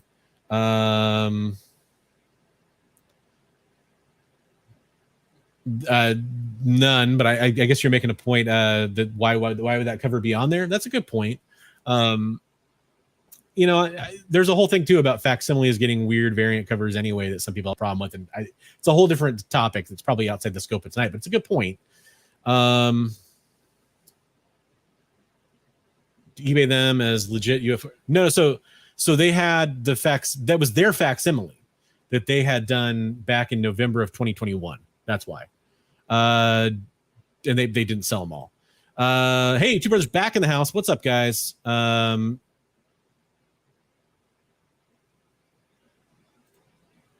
Yeah, we talked about ETA. That's what I missed. Nick. Yeah, I'm sorry. I should have realized we were done. And his name Nick alone. I never really think about that. Do you guys have anything you want to add to the conversation? I know we talked briefly about you coming on. Just let me know if you do. By the way, if anybody really has a strong point that they want to make on air, I mean, tell me what you want to talk about, and we'll bring some people on. I do want to real quick get into the next talking point. Again, we do have talking points, believe it or not. I'm kind of wandering a little bit, sorry.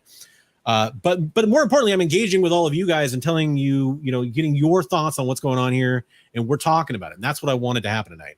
So that was WhatNot. Let's talk about Black Flag. Oh shit, let's talk about Black Flag. So my opinion on this, I'll deliver my opinion first and deliver you my bias. My opinion on this is Black Flag is the biggest problem, the biggest issue in all of this.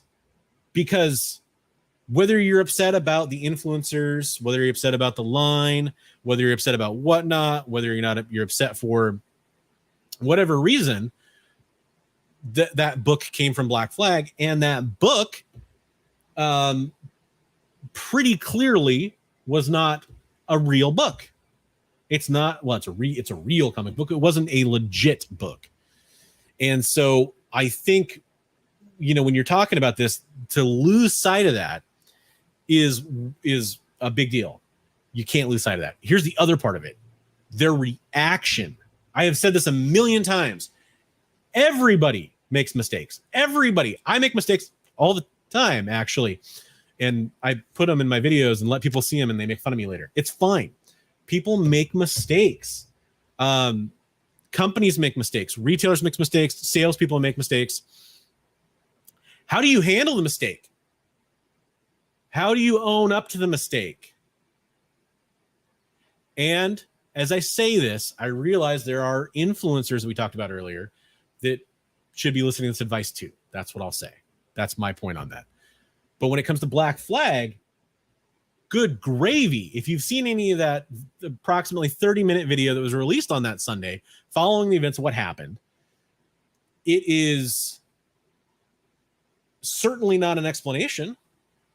It's certainly not, well, it is in a way. The explanation is we can do whatever we want. We had a hot book. We can sell it for whatever we want. We got to get our money. I'm worried about not selling it. All my books sell out. I'm worried about not selling it. All my books sell. They're creating a bootleg book, selling it to people, not being honest and transparent with them. Come out and offer reasons. I don't need reasons right away. Come out and say, guys, we understand you're upset. We will be talking about this in a few days once we have a chance to formulate a response. If you don't want to talk about it because you don't want to get something wrong right out of the gate, that's a thing you could do. What my interpretation of what happened with Black Flag's response Facebook video is, well, we've been doing this for a long time. People really like our stuff. We got a lot of fans. I'm going to go live. I'm going to talk about it, talk about how cool we are, and our fans will back us up, and this whole thing will blow over. That is my take on what happened. And by the way, a ton of comments in that video were very supportive of Black Flag. You guys rock, fuck the haters, et cetera, et cetera. I'm sorry, I don't have screenshots to verify that, but that is 100% what I saw. A ton of people. Now, there were also people being very critical too, which is good for them. They should be. But that's how that video came out to me, how it came across. And then what do you see? I hear from somebody, again, I'm not going to disclose personal conversations. I hear from somebody, hey, I was blocked by Black Flag for asking a question. I asked it this way, which, by the way, seemed very nice, and I was blocked. Other people told me that. People were telling me comments got deleted. Posts started getting deleted that had anything to do with the book. All posts that had anything to do with the book had comments disabled and then were eventually deleted. Stuff came out about their next plans and then was retracted. I'm going to step away. Jason Wallace from Black Flag. I'm going to step away from Black Flag and let other family run the business. No further comment. And I'm going to roll this into Black Flag.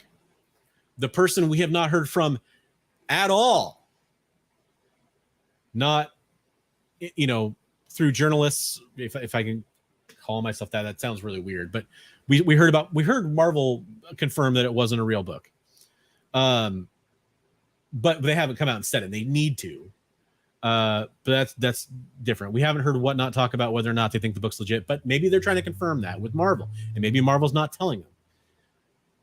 Whatever the case, Clayton Crane has not been available for comment. Now, Clayton Crane canceled his appearance at C2E2 and Boston Fan Expo right before all this happened. He made one post, as far as I know, he made one post about the book. And look, Clayton Crane could be going through some serious personal shit. I don't know. He could have a serious medical emergency. Somebody in his family could be hurt or have passed away. A lot of things could have happened. They really could have. So I'm not going to sit here and, vilify the guy completely. But because there's a chance it happened. If that happened, we all need to consider that's a possibility. He did cancel before the show happened. He also could have canceled before the show happened because he knew there was a shitstorm coming. We don't know. We're guessing. But we haven't heard from Clayton Crane at all. And eventually we need to, because there are questions. There are questions. How much is Clayton Crane involved with Black Flag Comics? Artists have deals with these exclusive retailers to make these books. And we don't know. We really don't know how much he was involved. We don't know if he has a stake in what happened. We don't know if he actually did the acetate cover, like the design work and the art and all that stuff.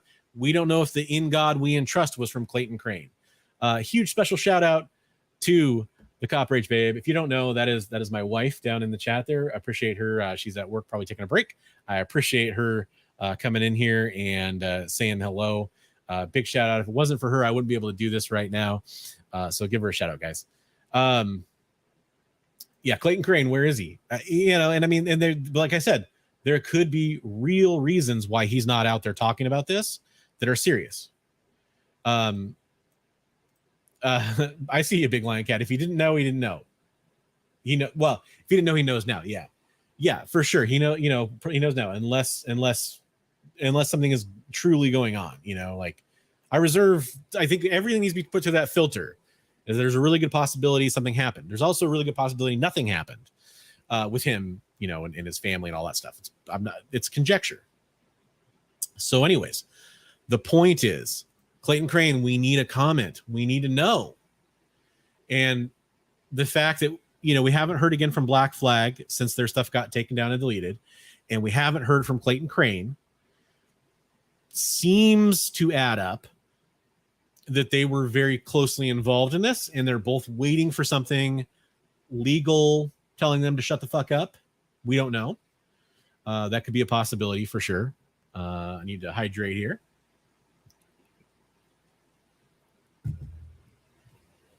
So we don't know. And I'm not going to speculate too much, but it's involved. So, look, Black Flag, the note I had here for myself, and I'll be honest. And why haven't we heard from Ja Rule? Murder. All right. Anyways, thanks for the laugh. I appreciate that. So they either were incredibly bold and ignorant, or they tried to pull a fast one on us and were incredibly bold that way too. And the book 99.9% is not authorized. So what they did is wrong, and it's wrong either way, actually, not or it's possible somehow they thought they had the rights to do this and they were mistaken, in which case an apology is in order. A big helping of humble pie is in order.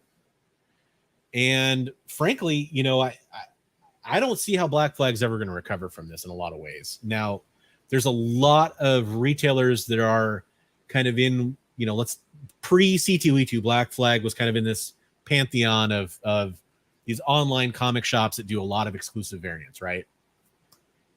Clayton Crane, incredibly popular artist. So his variants got a lot of eyeballs and attention on him, right? So they have supporters out there that are still in their favor. And there's a lot of these companies that they'll go through and they'll have some scandal.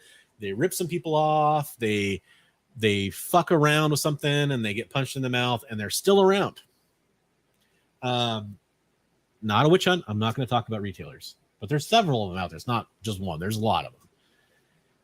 But this is so fucking huge as far as everybody's reaction. We're still talking about it. Literally. That it's almost impossible that there won't be more repercussions from this. It's almost impossible. And they showing up at Boston with those books, if that's still their plan, good Lord, there's going to be some fun live streams from that booth from before the show opens, right? Give me a lot of people out there with a camera.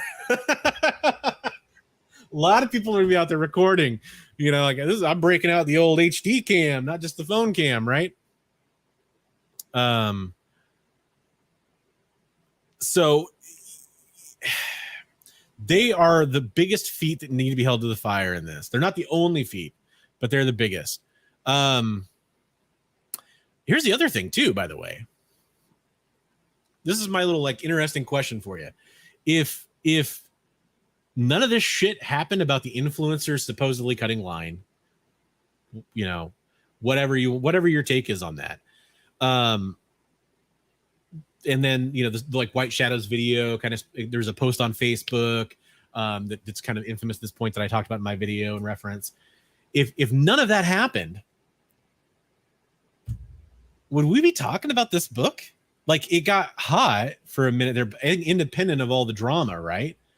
And it probably would have been hot for a while. But these exclusives, think about there was the Batman McFarlane foil cover that was kind of hot from MegaCon for a week, and then it, maybe it's still selling for good money, but I don't hear anybody talking about it anymore. Would we have learned anything about this book? Would we have scrutinized it the way we did? Huge shout out to Ints Drunken Chat, son. Mighty Mel V and his crew, because on Friday night, because of some of the drama that came out, and they were very much so some of the early people to talk about this, they were looking at the book and bringing into question, does this book look legit, et cetera, et cetera. So there's, but they only looked at it, I think, because of all the drama, right? And it sucks. My power went out that night. I've been on Drunken Chat many times. I would have most likely been on the show that night if I didn't kind of have stuff go on. But anyways, I would have loved to have been on that show. Would have been fun, right? So it's just one of those things where I think it's an interesting question, right? So what about them planning to do it again? Are people gonna fucking riot at that booth? It's gonna be real, man. They're gonna have some hard questions asked them. There's gonna be a lot of haters showing up. I'm not saying it's wrong either. I'm just saying it's going to be, people are going to be there for a show. And then I already mentioned this, but it's kind of the last point I had here is to me, it's almost more concerning their drama about it, their reaction than it is, and their radio silence now than it is what actually happened. We talked about Clayton Crane's involvement, whether or not it's an issue. We talked about, oh yeah, and this is something Boba Fett brought up, and I know that this is going to be a real question. Boston Fan Expo has a policy about counterfeit bootleg material. So we have that same question we've asked about WhatNot and eBay coming up again. Will Boston Fan Expo block them either as a seller or just block these books from being sold there? Not this book. Most likely they don't have more of the acetate. By the way, I'll reveal, here's another truth for the night. I'll reveal one other thing too. I can't reveal the source, but I have it on good authority from somebody using their eyeballs, combined with all the stories we've heard, that there might have been more than 750 copies of this book.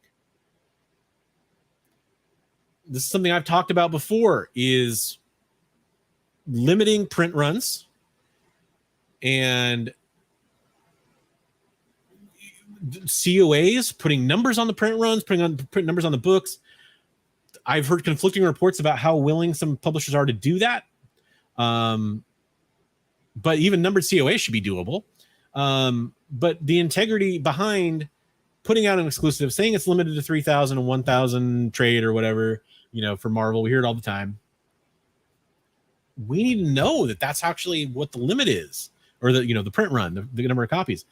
It's almost never the real print run, because what these companies are doing is they're printing extra for damages, or they're printing to suit and then selling less than the actual number. And it's a problem. It's a problem. And it's not specific to Black Flag. Black Flag is just the perfect example for why this is a problem and why we need to do something about it.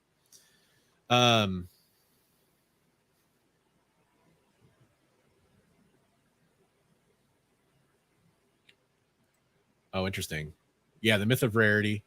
I do hope somebody live streams. I hope a lot of people do. If those influencers didn't do what they did, I don't think it would ever have had surfaced. Yeah, it's possible. I mean, somebody might have noticed. There's a lot of smart people out there. A lot of you guys and gals and everything in between are very smart. And I appreciate all the people out there that do that investigative work. Okay, so I want to kind of move along and get through my points so we can talk more about what you guys want to talk about too. So the solutions I see to this problem, and this is, again, I want to move forward from all stuff, not just talk about the drama. I want to move forward. How do we solve this problem? I talked about it a little bit: print runs, COAs, videos of copies being destroyed. If you sell, let's say you ordered 5,000 or 4,000 and you wanted 3,000 plus 1,000 virgins that are, that sounds kind of wrong, that are completely 9/8 or whatever. So you ordered a bunch more, destroy the extra copies. There are documents that come from the printer to the I guess in this case it would be to the exclusive shop. There are documents that come to them that can kind of verify some of this as well. I don't want to just rely on those, but releasing those methods. Shout out to James from Hive Comics, who on It's Drunken Chat, I watched some of the replay, talked about, hey, if you ever have questions, we will show you the receipts. We will show you, just ask us. We will show you the receipts. And shout out, because that is transparency and that is what we need. The other part of this is be wary of exclusives for speculation and investment. That doesn't mean don't buy them. I mean, I personally don't buy very many of them. That's me. But if you like the artist, like, Clayton Crane's a hard example right now. But let's say, Kirkham or whoever, right? There's all these, I was going to say Mike Mayhew. I'm pulling up some bad names right now to talk about. There's plenty of good artists out there that do exclusives for different books, like Marvel, DC, whoever, doesn't matter. Warren Liu, all these different great artists, right? If you love the artist and you want to support them, then by all fucking means do, of course. But when you're buying these books because you're thinking it's the next get rich quick scheme, you are adding some fuel to the fire of these books. And buyers are the ones that make that market possible, right? So be careful with that. And here's the other solution. Here's a huge thing. And some retailers have this. Limits. Limit your customers. Have it clearly advertised what the limit is and fucking stick to it. Line policy. Release ahead of time. We'll be at Emerald City Comic Con. We are ex-retailer. We'll be at Emerald City Comic Con You must line up no earlier than 8 a.m., 10 a.m., whatever, it doesn't matter. The specifics don't necessarily matter. Line up. We have a limit in place. If we sell to you, you can get back in line. Whatever. You can make up rules like that are really fucking fair, and they help out people. I personally believe that there shouldn't be any advance access. This is my personal belief. I mean, there's different ways you can approach this, right? If you are a con, everybody that participates in that con, it makes sense. It's probably going to go on sale the Thursday or the Friday or whatever. Everybody who's there at the open should be the first, let's say the floor is open at 10 a.m. At 10 a.m., our line's allowed to start. We'll set up a spot for the line to form, be around our booth, and you can start jumping in line. And the people that are dedicated can camp out there. Part of what you need to talk about with that is shared exclusives. If you don't know, it's not really a secret. A lot of exclusives for these different companies are shared. It makes sense, right? Like they pool their resources, they all go in on it. Or, one company, this is one thing that they said that they're right about, that Black Flag said. They said it in the wrong way, but they're right about it. There's a huge amount of risk for these books. It costs a lot of money to do this. You could argue it costs a lot less money just to make an acetate cover and slap it on one of your old books. Yeah, that probably costs a lot less money, right? But it costs a lot of money for somebody to go out and do these exclusives. They have to order a lot of copies. You have to pay the artist. You have to pay for the printing in a lot of cases. I think almost all cases, really. And fucking these printers still charge plate fees in some cases, even though they're printing digitally. Sometimes they are printing with plates, though. There's all these different fees involved, and so it's not like it's cheap for them to do it. They shouldn't lose money on it. Like, I mean, if they suck at business, yeah, they should probably lose money on it, but they shouldn't lose money on it just because. So they get in business with other. This is really common. You see, like Eastside and KRS will co-release books, and there's all these different stores that are connected and they share things. Comics Elite and Comics Kingdom and a bunch of other retailers. There's all these different little, like, I don't want to say cartel, like these different rings of like stores that are connected, and they share that, and they should be releasing that information ahead of time. Comic book store A will have 500 trade and 200 virgins available on Friday, and an extra 100 trades and an extra 25 virgins available on Saturday. Comic store B, that's the same shared exclusive, will have this on Saturday available on their website at whatever time. Because here's the other thing. I don't know if you know this, but I have definitely been told by people that are very close to the industry, and this is not like a big secret. A lot of times, sold out don't fucking mean sold out. They want to drive that buzz. They want it to look like it's sold out in a minute. That is huge word of mouth. The Predator 1 Raza cover. This is just a weird example. I know that sold out super fucking quick when it was initially offered. I also know it's seemingly been offered to several other places since then. I was able to order a copy later on. So I think from the Comic Mint, actually. So why not? Why not, Sam? Sorry, I'm probably a little behind on chat. I'm going to get caught up here again in a second. But that's my thing about that. Like, why don't we have more transparency from these companies about what they're doing? Why don't we demand it as customers with our money? Go on their social media, go on their live streams, go on their claim sales. Hey, can you guys start releasing more information about your exclusives? I'm not buying any until you do.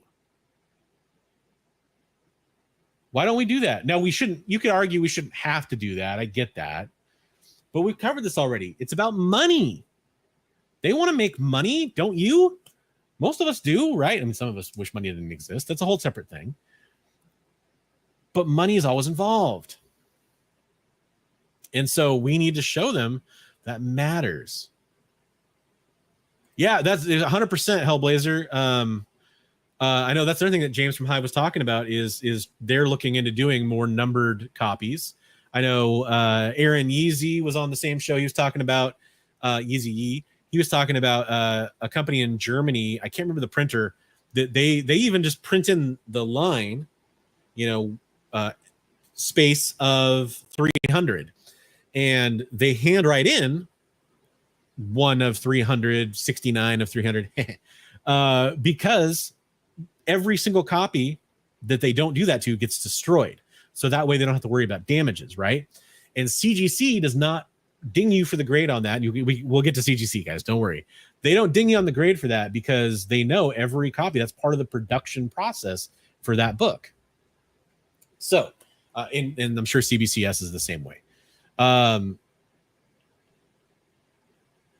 So the problem here is that we don't have the transparency from the publisher. We don't have the transparency from the printer. We don't have the transparency from the retailer. We don't have the transparency from the reseller, the influencer, or even just a regular reseller on eBay, or like a lot of these influencers are obviously resellers, right? I'm one. I'm a reseller. We need transparency across the board, and I agree with that point. That is one way to do it. The COA for sure, and that's something I mentioned too. I think.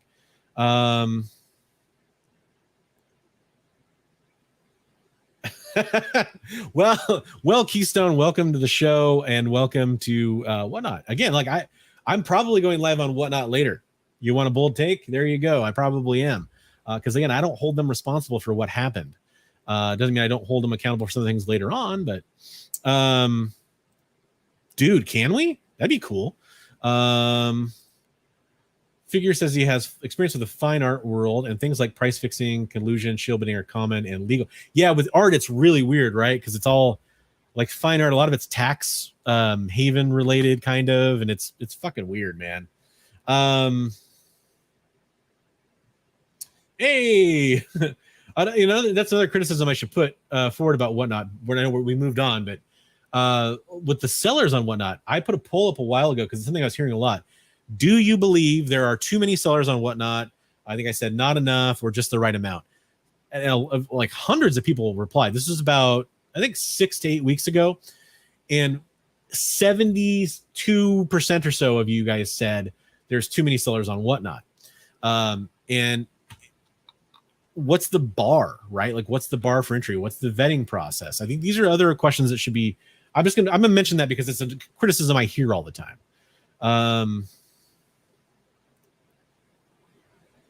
Oh, nice. Yeah, I didn't know that either. That's pretty cool. I'm glad to hear that. Oh. Oh, shit. I'm sorry, man. I'm sorry.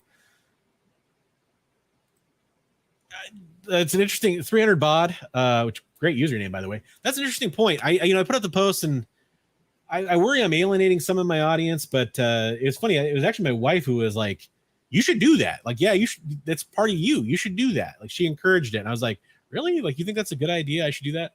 And I did. I'm glad people like it. So let's move on to CGC.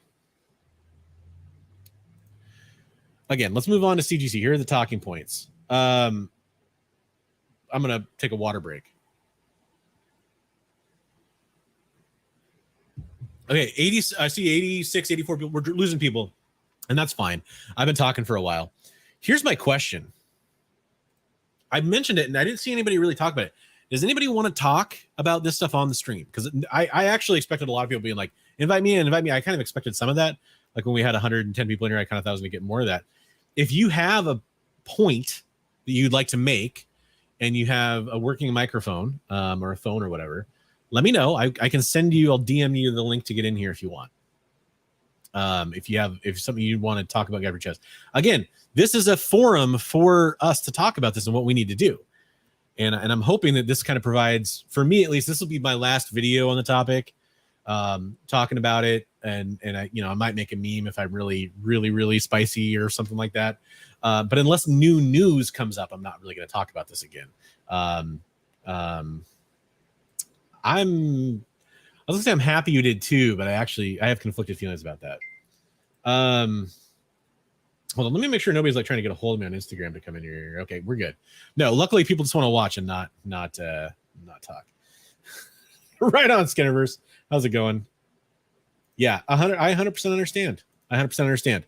So let's talk about CGC. Again, if you're interested in being on here, I only mentioned at the beginning of the show. I probably should have talked about it more. I'm, that's fine. I want people to come in here and talk about this. Okay, CGC.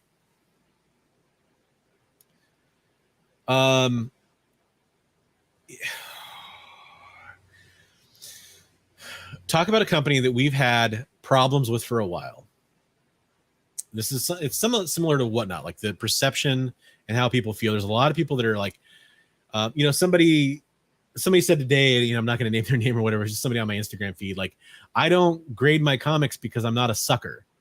There's that we have to acknowledge that sentimentality is very big in the comic book collecting community. And, hold on. Sam says, can I DM you to talk one-on-one? I was in CGC Comic Academy and it's kind of interesting. I can't, doing a call though. Okay. So here's the thing real fast. This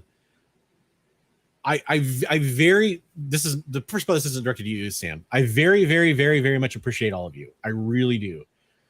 I have gotten probably like 150 different people have been in communication with me over the last since I made my video on Saturday. So a lot of people have contacted me through DM, and I welcome that. I really do. I've gotten to the point for the first time that I've ever been doing this. I've gotten to the point where I can't respond to all of that because it's interfering with my life. And I really love to talk to you all. And I still encourage you to do that. I just ask that you're patient if I don't get back to you right away. And also understand that and I'm not exaggerating. Like if you scroll through my IG DMs, stuff gets buried. Stuff gets buried in there because like I'm busy. I see I got a notification. I'm kind of like, oh, what is this? And I kind of look at it. And then once I don't have the notification for it any longer, it's hard for me to go back into my messages and be like, oh yeah, that person talked to me. If I'm not getting back to you for a couple days or something like that, hit me back up again and say, hey, you probably are busy. Please do reach out to me. I still want to hear from you. I just don't want you to think that I'm ignoring you. And I don't want you to think that I can get back to you right away all the time. And I'm also very sorry if I didn't get back to you. There's people out there that I know I like look back, I'm like, shit, this person talked to me 2 days ago and I said, hey, I'll get back to you later. And I didn't. And it's been very stressful from that aspect because I like to be there for you guys. Anyways, this quick side note. Yes, of course, Sam, you can reach out to me. There's actually, I blanked on her name. There's a really interesting video that a person put out about their experience at the CGC Grading Academy. And she did a great job. Maybe I'll try to share it on my page later if I can remember. But I also really do know a little bit about that already. And so I just kind of wanted to mention that. That's totally cool. But you can still talk to me about it, 100%. Yeah, well, I mean, it's exposing a lot of things. I think to me, that's the more important thing. I get it. There's a lot of stuff out there, but the one part I'll say to that, and it might be a little bit what you mean. This is what I'm talking about. People make mistakes. Your reactions matter. But also, this is where I'll get on a soapbox just for a second here. Their continued reactions matter too. There are people that put out videos that were not very popular, and then they later on made comments that showed they're changing their mind. I just would appreciate understanding there if that happens. Like, consider what people are still saying. Like, it's a really normal reaction to defend what somebody did because you don't think anything wrong. It's also a really normal reaction to then later realize, oh shit, I fucked up. And if they do that, and if they handle it correctly, consider that. That's all I'll really say about that. Keystone Comics 717 says for CGC to only make a forum post, and that is a little Yes, that I'm supposed to be talking about CGC. That is definitely a weird point. Like you're bringing up a great point. It's a weird thing they did. Like when I saw the original comment from CGC Mike, I saw that first from Bronze and Modern Gods posted it on IG, and then I went and checked out the thread, and it said, we are aware of everything we graded and we stand behind it. I'm paraphrasing. And then, later that day, it was CGC will have an official statement to make tomorrow. Well, the way that was said by the same person, it sounded like they were saying, like, we're going to release a press release, right? Like their little blog post kind of thing, or maybe something on their IG even. And just that to be another forum post by CGC Mike that was like talking about staples. Fucking A, dude. Staples are not the point. I don't know how many times I've had to say this in live streams. 4 staples. It doesn't fucking matter. That is not the point. It only matters if the 4 staples are present when they weren't originally present the way the book was designed to be printed as authorized by Marvel or whoever, owns the rights to printing the book. So if Marvel had said, yes, you have our permission to attach an acetate cover to the book using an additional 2 staples at this place and this place, then CGC doesn't have anything to that's not the point. That has nothing to do with it. I mentioned, I know she doesn't like us bringing it up, but we mentioned Straight Dogs. There's other examples. Golden Age books had 1 staple in a lot of cases. There's all kinds of different stuff here that needs to be taken into consideration. Acetate covers are not always attached the same way. Metal covers, I don't think they're always necessarily attached the same way. There's different ways to attach covers. And what really matters is the way they were covered. Just to go off about the staples thing for a second, but that's what their press release was. Well, the staples and bringing up Stray Cats, and fucking no one gives a shit. Stray Dogs, not Stray Cats. Stray Cats is a band from the 80s. It is time, and I spoke with Tony from EGS about this, to create a professional comic and card grading association that has a code of ethics and industry-wide standardization for grading. It would be interesting for sure. I know that's something that like Chris from Journos Comics has talked about a lot, but the real issue there is who is let into that association and who's not.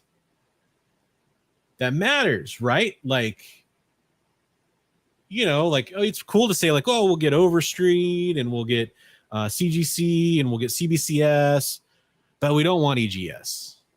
Or if EGS does it and they say like, oh, I'm not putting words in anybody's mouth here. I'm just saying like different scenarios, right?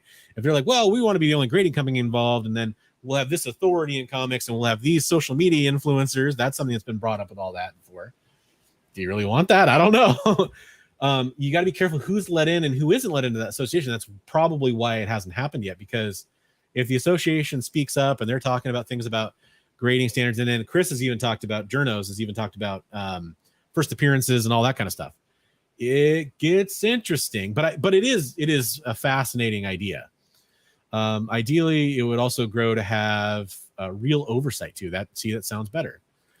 The scandal just shows the favoritism between teams. Yes, and that's a big part of this. 100%.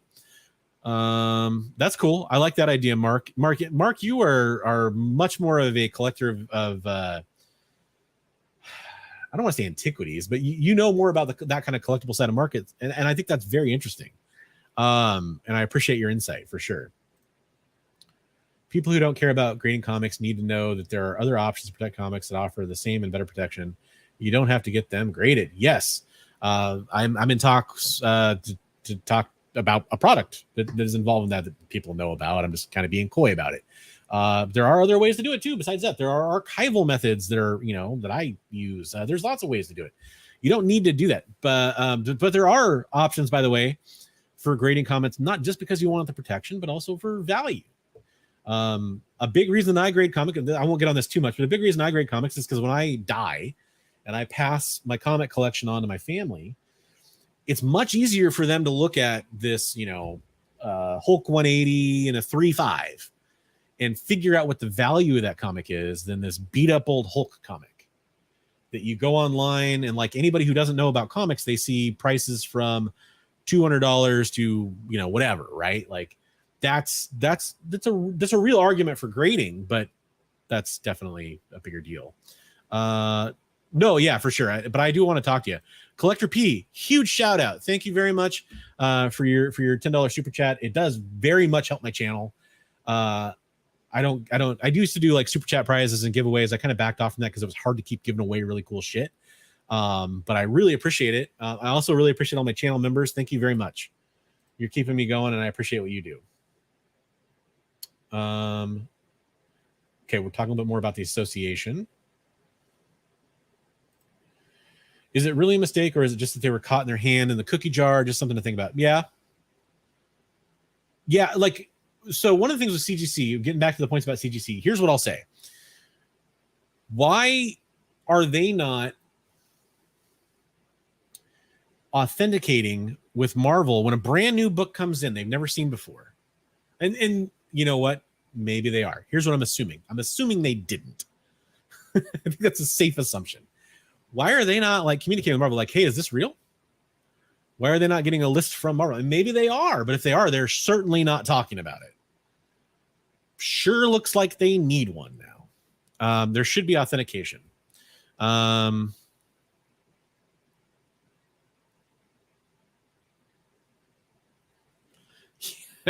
I mentioned the stray cats. Yes, you're very smart people. I see you pointing out things. Is that a promise that Obi-Wan can blow me? You make me say your username, and it sounds so bad. We'll acetate them as well. That's funny. All right, guys. So let's see other points about CGC. Again, open forum here. If you want in, let me know. Yeah, they're grading a book that they either knew it wasn't authorized, which is shady as fuck, or they're not making the efforts to figure out what's real. Why is that okay?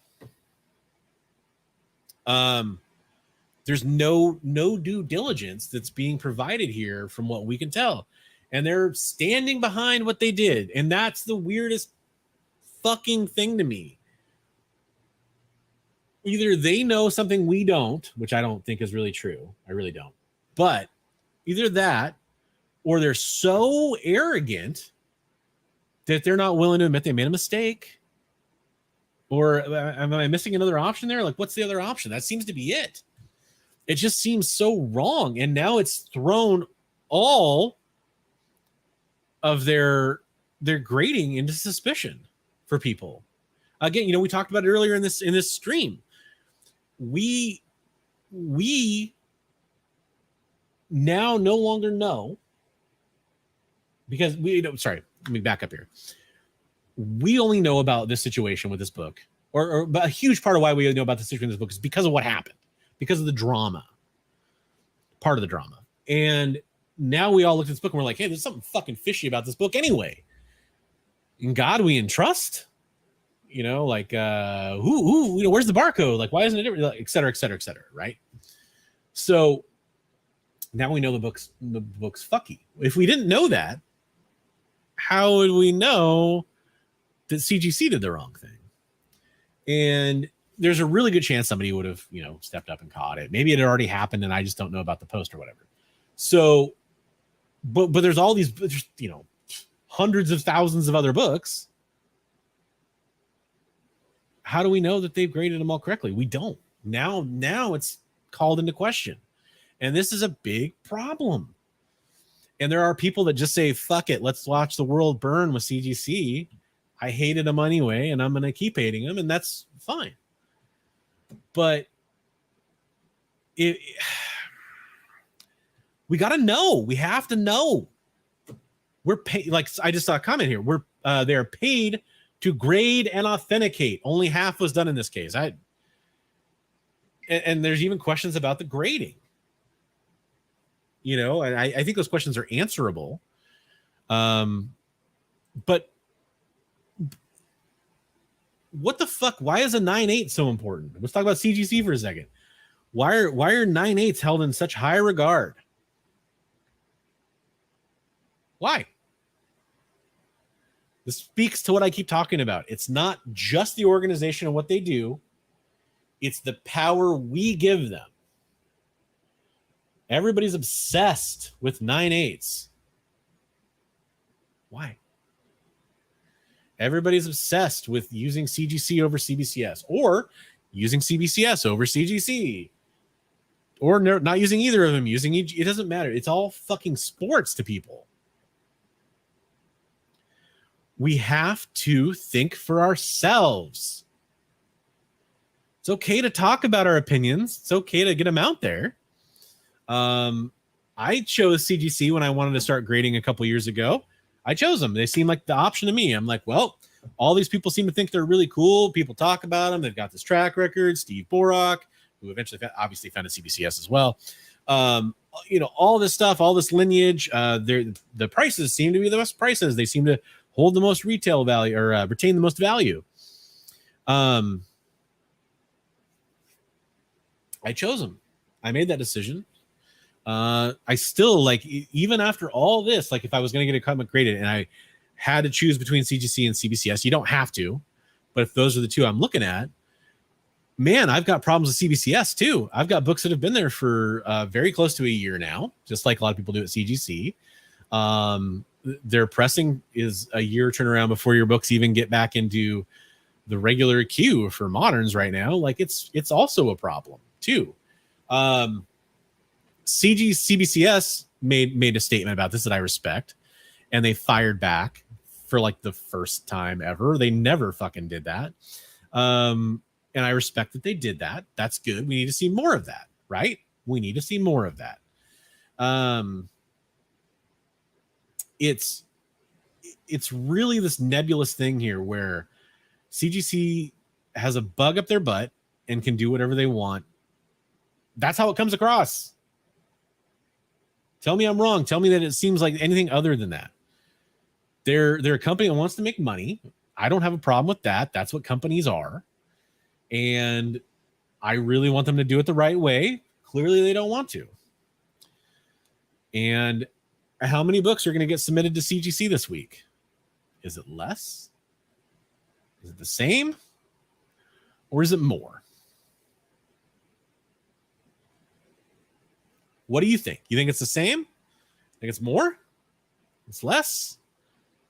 That's really all that matters. Until we start putting pressure on CGC, until at a community level, they are not going to be obligated to change. And if most of us, all of us, whatever, don't like CGC, there are ways to do it. I'm of the opinion that both grading companies have issues. They're sometimes different issues. They're sometimes the same issue. Both mainstream grading companies. My apologies for the mistake there. I shouldn't say that. I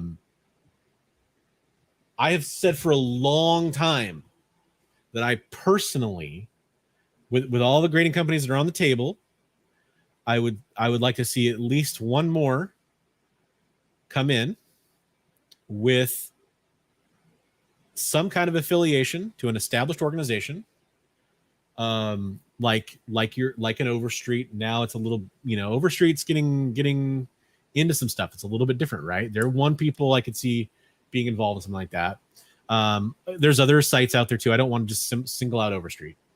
But I want another player on the table too. I want more options, more competition, more options, somebody who's really going to deliver with funding, with clean ethics in how they want to do it. A grading company should be very aware that their integrity is their business. You understand that? What is a grading company without integrity? Tell me.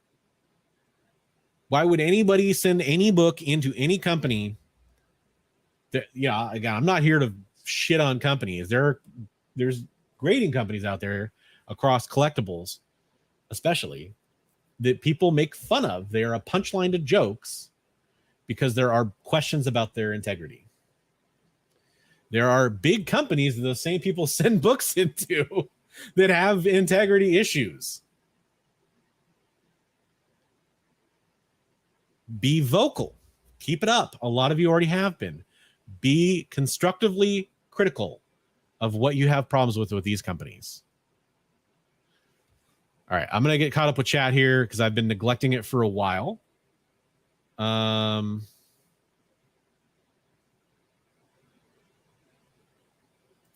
Jake Fitzroy asked, back to the topic of influencers, wouldn't Key Collector be considered an influencer as well? If you take the term at face value, I think, yeah, but the term really usually applies more to individuals or people that use social media platforms generally. I can see what you're saying, though. Now, to a greater question, does Key Collector influence the market? Yes, 100% yes. And you are asking a good question if you're asking questions along those lines. I applaud you for asking that question.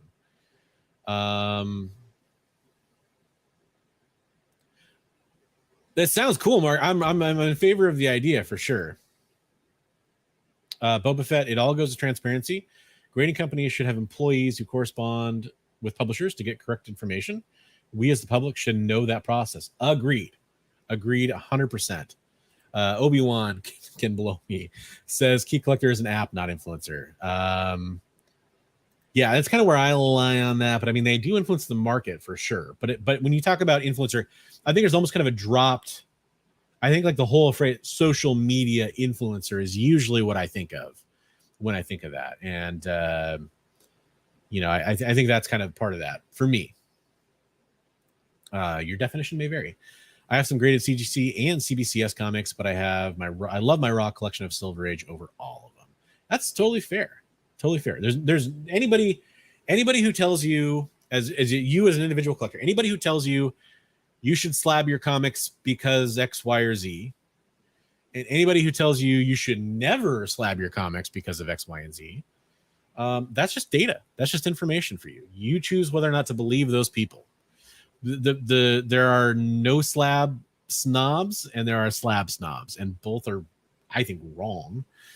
Personally, like you should slab for your reasons. I fucking hope so, Mark. They're quick to throw a green or purple label on it. They sure were on me, and a lot of people. That's definitely.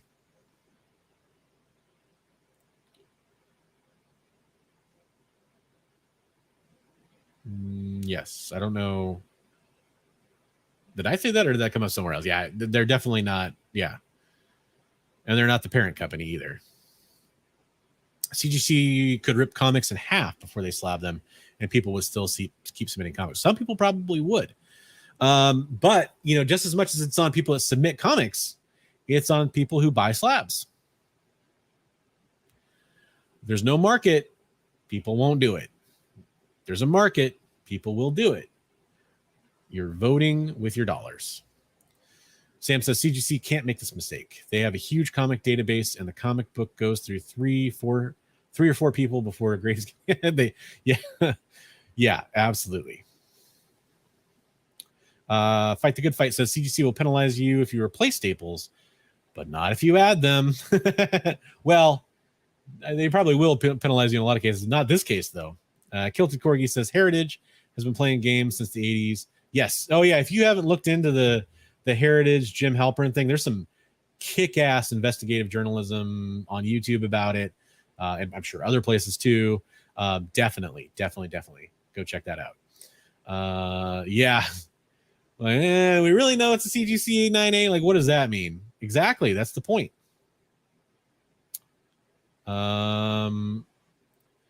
CGC is a Coke, CBCS is a Pepsi, and PGX is nothing. No, PGX is,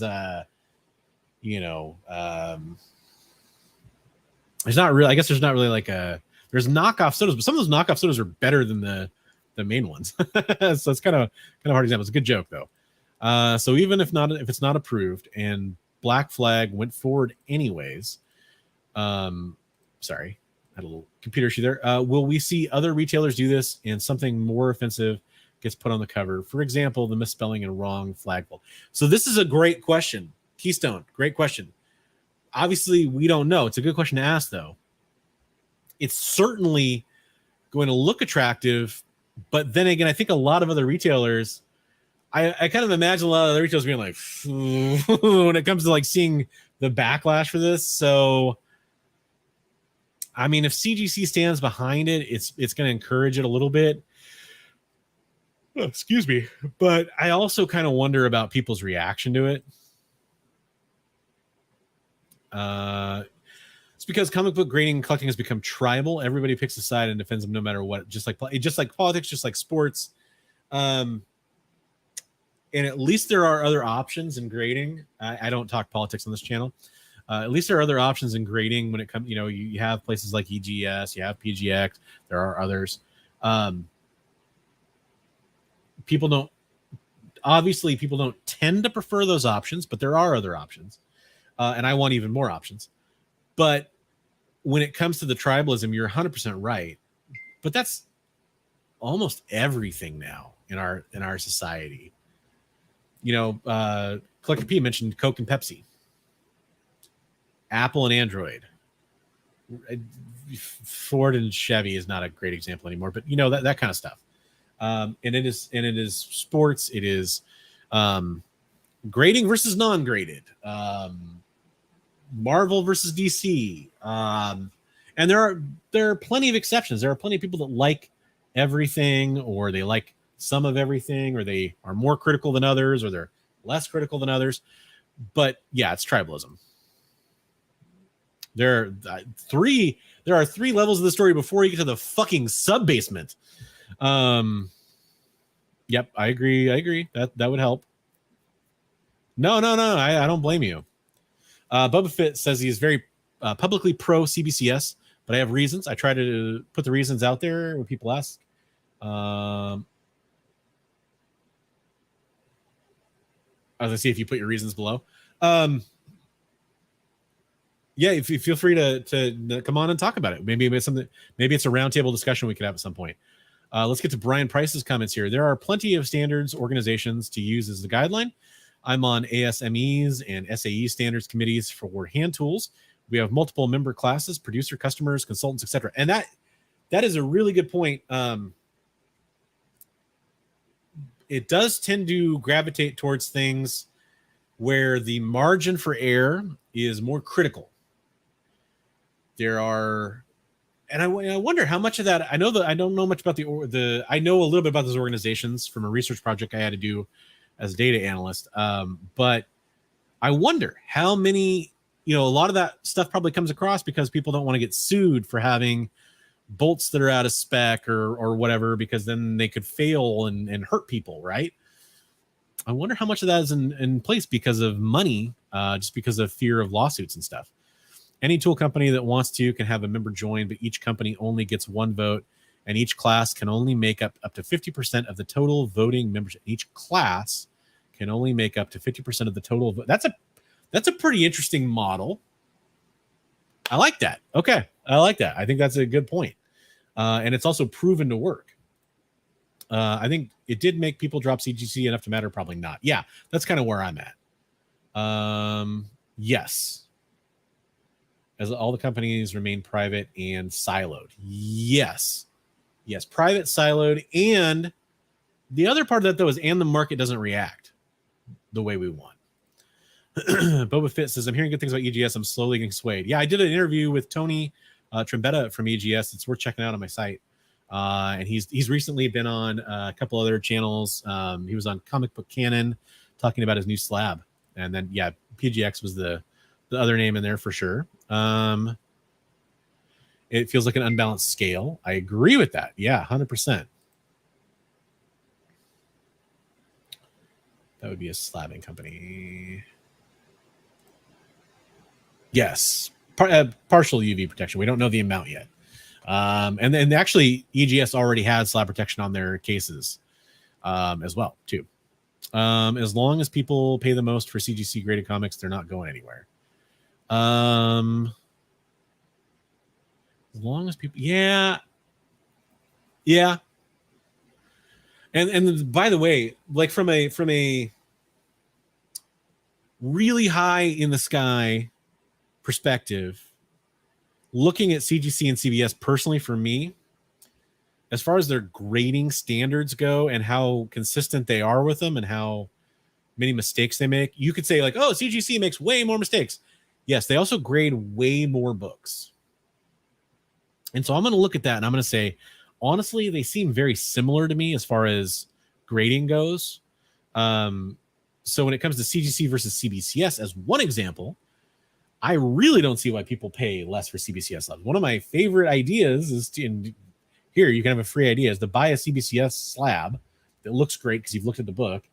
And if you want ultimate resale value for it, you either sell it raw, crack it out, sell it raw, or you could slap it to CGC at this point, or whatever you want to do. It's an interesting little trick, right? You can also do that with PGX slabs. Fun thing to do. You can also do it with EGS slabs if you wanted to, if you were so inclined. When EGS gets their new cases, I'll probably send a couple. I'm going to do it too.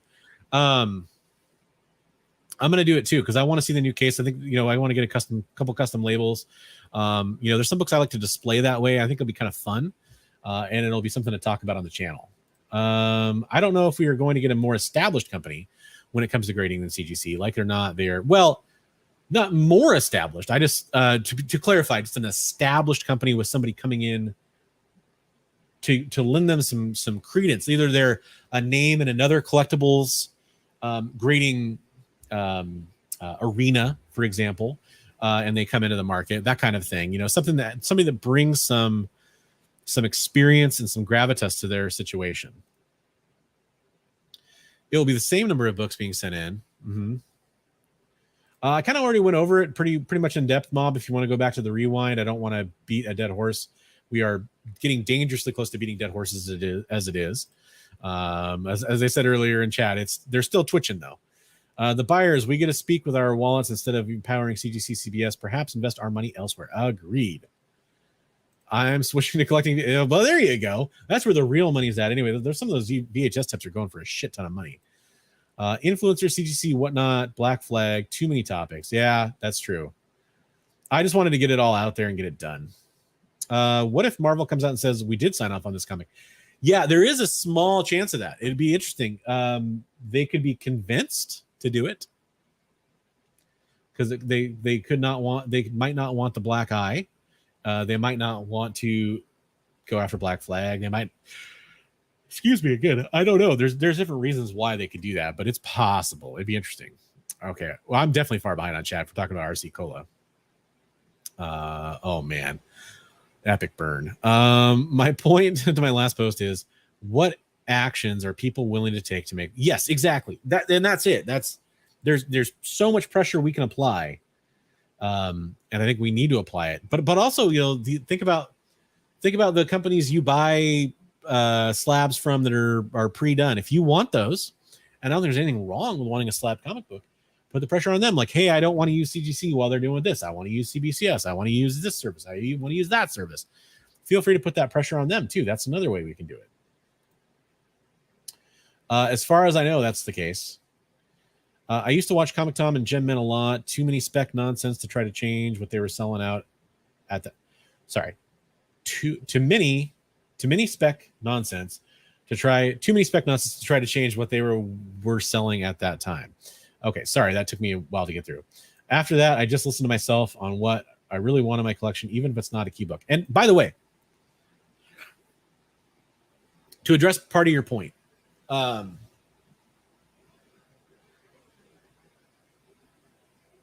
two things that I want to say about these influencers that people have problems with. Problem one, how we treat them says more about us than them. And again, revealing a bias here, I'm an influencer, I guess. Guess I am. So be critical in a nice way, in a professional way, be a mature way. That'd be my advice anyway. You can obviously do whatever you want, but man, if you're going to have problems, they're going to listen to you more if you come at them with logic than if you come at them with venom. Venom's a bad toxicity. Venom is in a comic book channel. It doesn't sound right. Eddie Brock shouldn't be coming at these guys. So that's my advice there. And then for the other part, kind of lost my train of thought, but yeah, it's weird with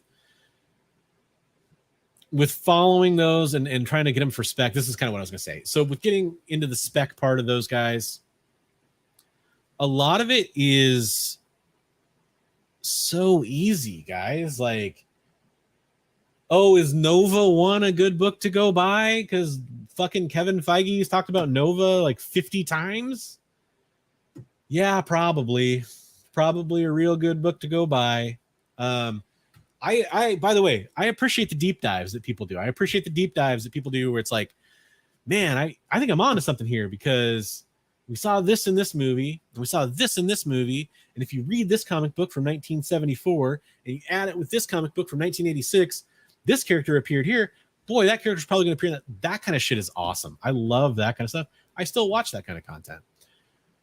But you know, oh, this book's going to be super hot. Holla. Like, come on, man. That shit's so easy. It's so lazy for the most part. I'm just in very general terms.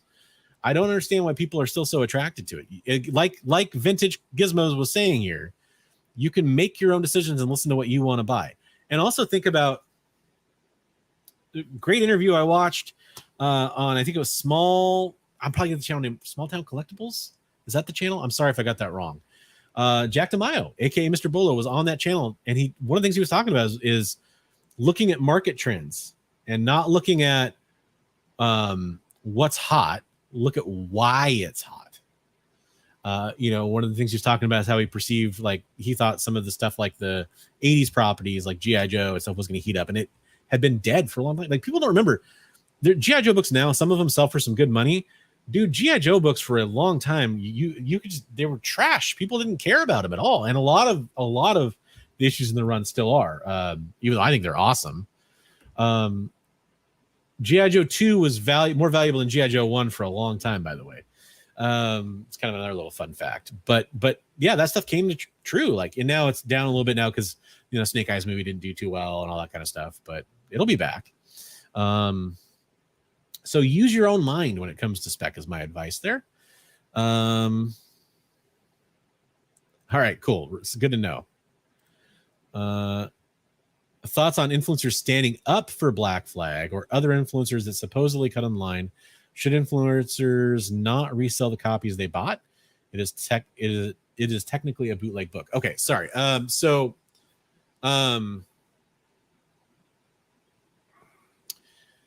There's a lot there, right, Jonathan? Some of it I talked about already. Influencers standing up for Black Flag. I'm trying to think of how much that I've heard.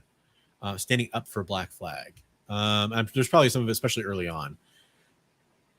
I think you should put that through your own mental process about what you think about Black Flag, and if people are saying they support Black Flag, listen to their points. Do they make a good point or not? If they don't, well, you know what to do with that information. If they do, maybe consider it, right?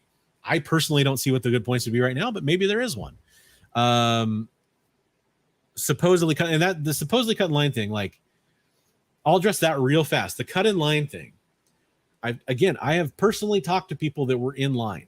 I have talked to people that were walking by the line and people that were in line. Multiple people, not one. And people at the front of the line and people at the back of the line and people in between. And I can tell you there are conflicting reports on that point. There are people that talk about whether or not influencers cut in line, whether or not other fans, resellers, people like socially engineered their way into the line, like went up to people, talked to them, like, oh, hey, how's it going? I'm a big fan, da, da, da, da. And then all of a sudden they're in line, right? I've seen that happen at lines too. So I know that that's a thing that can happen. You know, they just kind of like schmooze their way in, right? So that's another aspect to it too that I think needs to be addressed. And then which influencers cut in line between reports conflicts if that person says they did it all. So it's really messy. And also, as Comic Man Andy pointed out, there are people that maybe it's possible that Black Flag told to come to the front of the line. It's weird. I can tell you that I know some people I've heard are being accused of cutting line. I've had several reports from people that they were there pretty fucking early and would have been at the front of the line based on when they were there because of when the line was forming. It's messy, guys. And like at the end of the day, people get caught up on who did it or whatever. The important issue, and to get to the point, is should they have been allowed to cut in line? Well, no. Nobody should be allowed to cut in any fucking line. Ever. Look, we've all waited in lines, right? We've all waited in lines. It's fucking terrible. There's a reason that every bad comedian in the 80s and 90s had a joke about the DMV. There's a reason that, your uncle would talk about it on Thanksgiving or something like that, right? Like, nobody likes waiting in line. Nobody likes it. It's fucking abysmal. Sorry, on cue if you're from the across the Atlantic. Online if you're from the East Coast, that seems to be a big thing, is you're waiting online, right? So sorry if my West Coast gets to you there, but it's a terrible experience. Nobody has that right or privilege. Anybody, it doesn't matter who you are. If you let somebody cut there, that should be something that is frowned upon and called out in social situations too, even like this. And I guess the one thing I haven't noticed about that is backroom deals, pre-orders and things that were set aside from the beginning, which by the way is, again, many people involved have reported that those huge orders you hear about, in most cases, it was like somebody picking up a bunch for one person that arrangement had been made with Black Flag. So there's a nuance to that, right? Now, whether or not that's okay is its own situation. But should that be allowed to happen? And I kind of started talking about this a little bit earlier, I guess. But, these companies have shared exclusives sometimes. Sometimes they have deals like, we know we're getting so many printed because we know you're going to buy some. So sure, we'll agree to give you those at time. My big thing is always transparency and honesty. Say up front, hey, we're going to have 750 copies of this book. 150 are going to this shop and 50 are going to this shop. So we're going to have, X number at the show. What's wrong with that? Everybody's going to be happy that you're being transparent. In fact, that might even help you, because then they're like, oh shit, there's only going to be 500 in line or whatever, right? Or 500 available for people in line. That might actually help you. So why not do that? Should influencers resell it? This is a good point. At this point, my personal opinion on it, just to answer your question, is that they should, if you bought one and you're trying to flip it, I don't necessarily think that's a problem, because again, there's people that want to buy it. Somebody's going to sell it to them. Why not you? But you, again, should be honest about it. You should say, you should know there's controversy about this book. It may be a bootleg book. It's up to you if you want it. Let's hear it, people. Come on, talk about it when you're selling the book. Mark, and this is a point Mark's mentioned before, it would take big comic book shops and collectors to say, put pressure on CGC, show us more transparency, or where. And I think that it's a tall order, Mark, but I think we're capable of doing it. Influencers have always been around; they just haven't always been on social media. That's the good point. I like your point, Brian.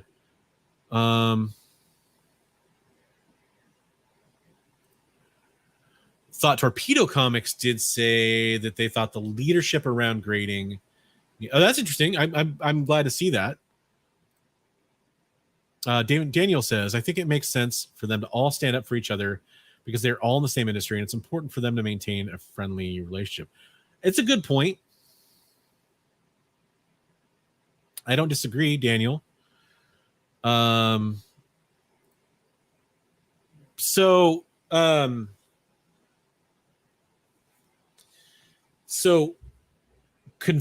don't know how you confirm it. That's the problem. Jason from Black Flag said that's true. People I have talked to said that's true. Both parties involved said it's true. I don't know how you confirm that. And me telling you that isn't confirmation, not really. But that's what I've uncovered. Sinfully Good Comics, a $10 super chat. Thank you. Thanks for hosting such a great talk. Thank you for being part of it. Sinfully Good Comics. This is the point I'm trying to make here. I really want us all to come together, and I really appreciate the super chat. It does seriously help. Thank you very much. And I very much appreciate, I've several super chats gotten tonight. I really appreciate all those. Thank you very much. Figure drawing, at least for the time being, I bet line cutting at cons will be stifled. Boy, I made a meme I thought was fucking hilarious. I laughed. If you laugh at your own joke for too long, you start to kind of wonder if anybody else doesn't think it's funny. This is Spider-Man meme where he's like letting a barrel through. I think that's how it's going to be at cons for a while. I'd love to get that shirt printed and wear it to a con. Oh my God, that'd be so funny. Yeah, people, there's gonna be a little bit more respect, I think. But see, that's a good point though. That's exactly what I'm talking about. Get pressure on people, even in that small situation. That pressure is a social pressure, like if somebody cuts in line and 10 people say, hey, fucko, what are you doing? Get to the back of the line. We're all waiting in line. What are you doing? Shit ends real fast.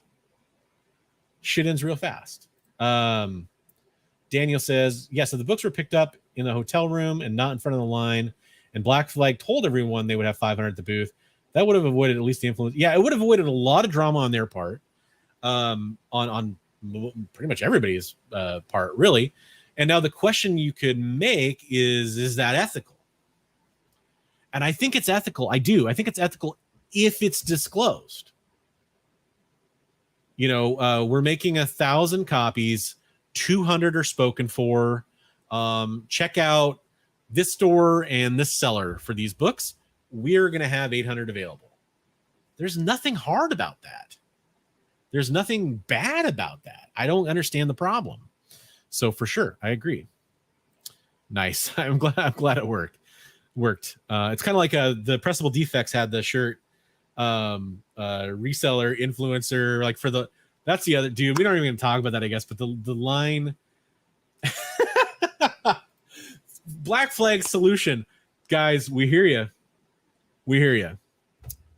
I'm gonna fix all your problems. We're gonna have a line at the next show, one per customer. No worries, we'll have a limit, and then we'll have an influencer reseller line where you can get 10 copies each. You can't make this shit up.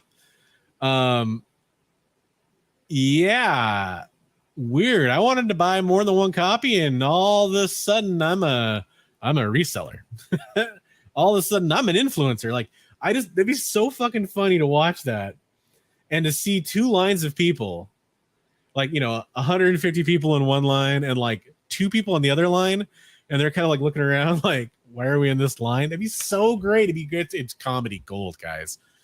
Yeah, still going. I wanted to make sure we got everybody heard. That's the big point. Chat's winding down a little bit. We're going to end soon, but I wanted to make sure we're all having our voices heard. I'm up here talking. If you guys want to jump on real fast and say something, that's cool. I wanted it earlier in the show, but if you still want to do it now, we can talk about it. Yeah, influencer flipper reset. It was so great. Props to the Pressable Defects for that. Preston comes with a $5 super chat. We'll watch on the rewind, but wanted to get my chat in. Preston, I really appreciate it. Do not worry. I have taken my photos for booty cover of the week. They will be released on social media tomorrow, where all these new followers I have are going to be like, what the fuck is this guy doing? What kind of clown shoe shit is this he does? And then some of them will be like, this is a man of culture. We'll see how it works. Sam, isn't it ironic how the company is called Black Flag? There's an Assassin's Creed game called Black Flag where you play as a pirate and rob people. Yeah, and Black Flag is a reference to pirates. It's pretty funny.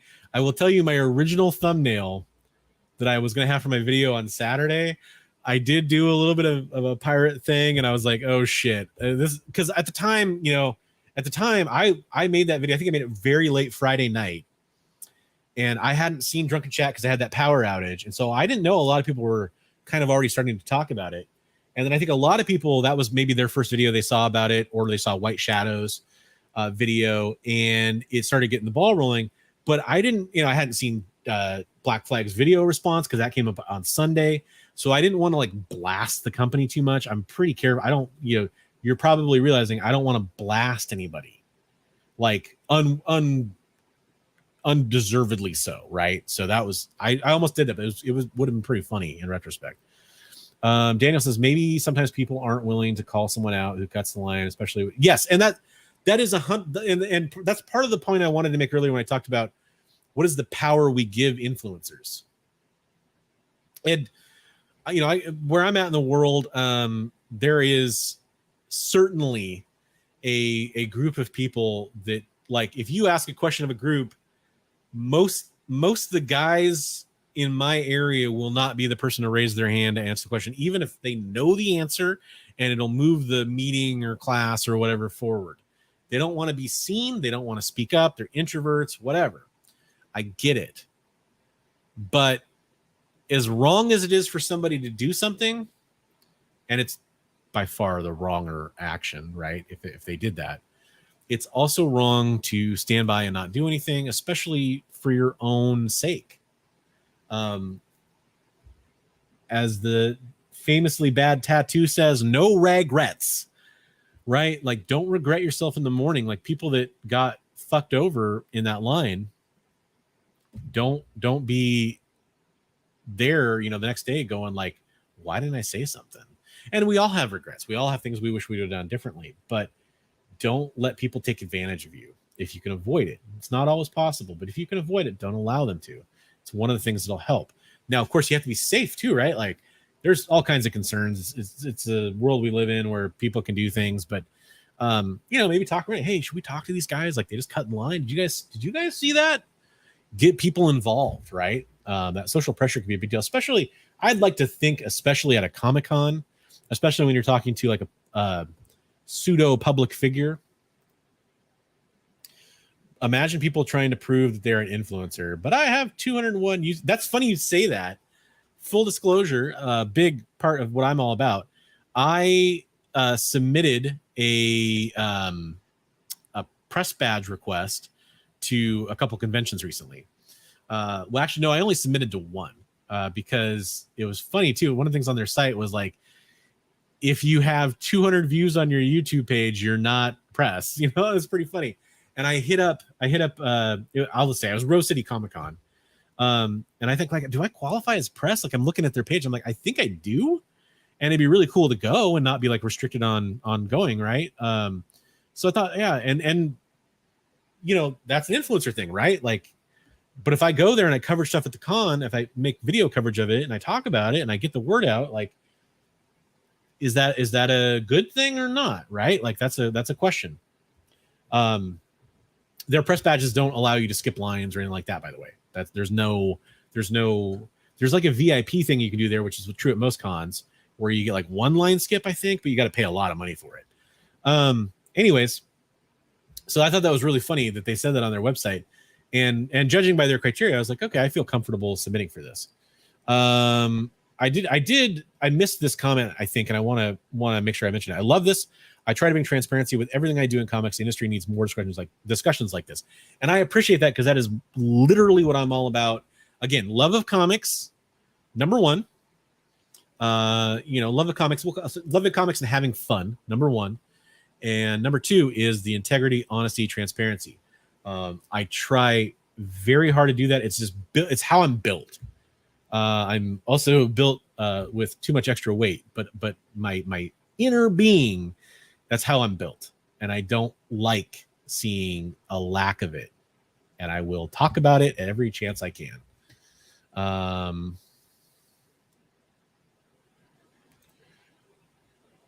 Okay, I missed that comment. I just noticed I missed that comment. Yeah, unfortunately, it won't show up when I highlight it, but those are some of my custom emoji that you're seeing on his original message that are available if you're a channel member. Just throwing that out there. You also can win free comic books every month if you're a channel member. I do a random drawing. Culture equals Star Wars and booty covers. God, I hope so. Should be called Red Flag Comics. Yeah, you do. I don't know what that threshold is, but so I was going to say I DM'd him And I said, hey, I just, this is my kind of channel makeup, and should I apply for this? I don't want to waste your guys' time. And the comment back was like, yeah, you totally should. That was cool. I mean, that, it's good. Number one is pre-covers. Hey, Daniel, if you're going to be at Rose City Comic Con, yeah, I'm trying to plan it out, trying to make sure I can go. I know Buddy McKinley, who was in chat as well, is gonna be there, and we're gonna try to meet up. I met up with him last year at Rose City Comic Con. I really, really, really, really, really, really wanted to go to Emerald City Comic Con this year. I've never been. I really, 1,000 times really wanted to go, and I can't because I'm getting a root canal the day the show opens, which is going to be fucking expensive, and destroyed any funds I would have had to go to Emerald City Comic Con. It would have been kind of tough for me to go anyway, but I wanted to, and I can't. But I'm going to try to go to Rose City Comic Con. If I get a press badge for them, that'll be a big help. So I want to talk to you more. Yeah, for sure, dude. Yeah, you'll see me hunting some X-Men there. I'm always working on the run. That's the other thing too, is I'm kind of winding down here. That's another thing I want to say. Talking about influencers, like I've talked to a lot of these people, right, involved in this situation and otherwise, and I'm not like super buddy. I've never physically met up with anybody. Like, he's not a social media influencer, but I was talking about I met up with Buddy at Rose City Comic Con. I've never like met up with them. I've talked on the phone with a few of them. I've talked a lot through like DMs and stuff like that with people. I know a lot of them, pretty well. Like you can know somebody on the internet, right? A lot of them are real true collectors, guys. Like, don't lose sight of that. Like, no, I'm not saying all of them are. I'm not saying that. Like, I know there's people that are only in it for the money. That's all they care about. But there's some of these people, man, they really do care about the hobby. They really, really, really do care about their collections. And they're a lot like you guys. We're all the same. That I'm not defending influencers. I am offering the entire and complete picture. That is something that gets lost in a lot of this. And, I know, people that are influencers, and I kind of have to keep doing that because I just think it's a weird term, right? I know people that are influencers that had nothing to do with this, that are like, they're bigger influencers than me, right? They have nothing to do with this at any level. They waited a while to talk about it, and they were getting shit about stuff that happened at this. And so that's kind of why I'm saying this. Like, whether you think everybody is innocent or not, there's a lot of talk about like, I hate the term gatekeeping is pretty loaded. There's a lot of talk about like, kind of like they shouldn't be part of the hobby because they don't care. A lot of them do. And they're all human beings. And that's why I say, like, it's up to you how you act. It's up to you how you come at people. That's just the way the world works. But I recommend doing it with constructive criticism, and I recommend doing it in a way that is likely to get the change in the world you want to see. That's what I recommend. I'm not saying it's right. I'm not saying it's going to fix, I'm not saying it's the only right way. I'm not saying it's going to fix all the problems, but it's something I highly recommend. Pop Sequentialism says, come to Vegas for amazing. Yeah, that'd be fun. I'd really like to go to Vegas. I got a lot of friends down there. I've been to Vegas many, many times I used to be a GameStop store manager. I went to Vegas tons of years for that. I went to Vegas for a couple other events, and would love to go back. That would be great. Hey, Newbie Comics in the house. Welcome to the show. Talking, kind of getting near the end of the show, but we were talking about everything going on. And with everything, it's been kind of my way to recap all the drama, but more importantly, talk about what we can do as a group of a community, and really move the conversation forward. I think that's the most important thing is what do we do with our power? What do we do with our power as collectors, as a group of people, to stop practices that we don't like seeing, to apply pressures to CGC, to Marvel, to the people that run and organize cons, to shops. And absolutely, that's fun. Hey, what's up, Late Night? How's it going? Hey, glad to hear it, man. And I love to catch your shows too. Try to hop in there as much as I can. Love your fresh takes on stuff too. So yeah, too bad nobody really took me up on the offer to come on the show. It's funny, I had a few channels hit me up beforehand, and I intentionally did not talk to anybody about coming on the show, and because I just didn't want it to be like just a bunch of YouTube channels talking about everything, because again, this is more importantly about you guys, but I was willing to let some of them on if they came into the chat and they wanted to. And a couple asked, and I was like, well, come into the chat, and then if you want a link, just let me know and I'll send you one. But I wanted some of you guys to come in too, because I definitely think that it's the most important thing is that with all the shit going on, people are sick of it, but I don't want to get fatigued either. I don't want people to be like, oh, it's over, fuck it. You know, Fan Expo is happening tomorrow in Boston, right? Like more Black Flag stuff going on probably around the corner. We can't forget to be vigilant about the things we say we care about if we really care about them. Keep the torch lit and really watch out for bad actors in the community and speak up for what you want to have happen. And I've kind of said all that before, so I'm not really going to do, too much more. Popsequentialism. I basically was like, hey, if people want it, you hit me up and I'll DM them it. I've been talking for almost 3 hours. So, you talk to me through a chat too. If you want to come on later for a different show, I'd love to have you on. We could talk about either some of the other facets of this stuff or other stuff in the hobby. There's always stuff to talk about, right? I'd love to have any voices of people that are out there. If you ever think like I want to come onto the show, I want to get my voice out there, I encourage you to make your own content for sure. That's how I started. Become an influencer, right? Like, why not? Let's make you guys influencers, or hit me up and we can talk. Absolutely. I'm gonna get through a couple more comments and then I'm probably gonna bounce, guys. I've been selling comics and trades on eBay, and I just got approved to sell on WhatNot. Yeah, for sure, Ray. Glad to hear it. Glad to hear you got approved. My beard intimidated him. Good luck on the platform. This is a really weird plug. So Skef, I did an interview with Skef months ago about WhatNot and how to sell on WhatNot. This was a long time ago, and I think there's some good tips in there. And it was kind of an under the radar video. So if you want to watch it and pick up some stuff, there you go. I understand it's kind of a maybe a weird thing now. My beard intimidated. It's so funny. Mark says people will get fatigued, but to complain, to not do anything, just care. Yes, exactly. Have you ever sidebar? You ever need someone to hop on? You let me know. Oh, dude, for sure. Yeah. Yeah, and I do want to do kind of more social streams. I kind of go to the beat of my own drum quite a bit, but I do like to get other perspectives in there, and I think just kind of there's a good need for that. My voice being the only voice in the room can get a little weird sometimes. So thanks for that, dude. I appreciate it. Brian, yeah, totally each their own. I met Comic Tom, Golden Age Guru here in Havens, and Skeleton Key briefly at Dallas Comic Con. All of them were genuinely warm and took the time to say hello. And that's a really great point, Brian. I'm glad you bring that up too.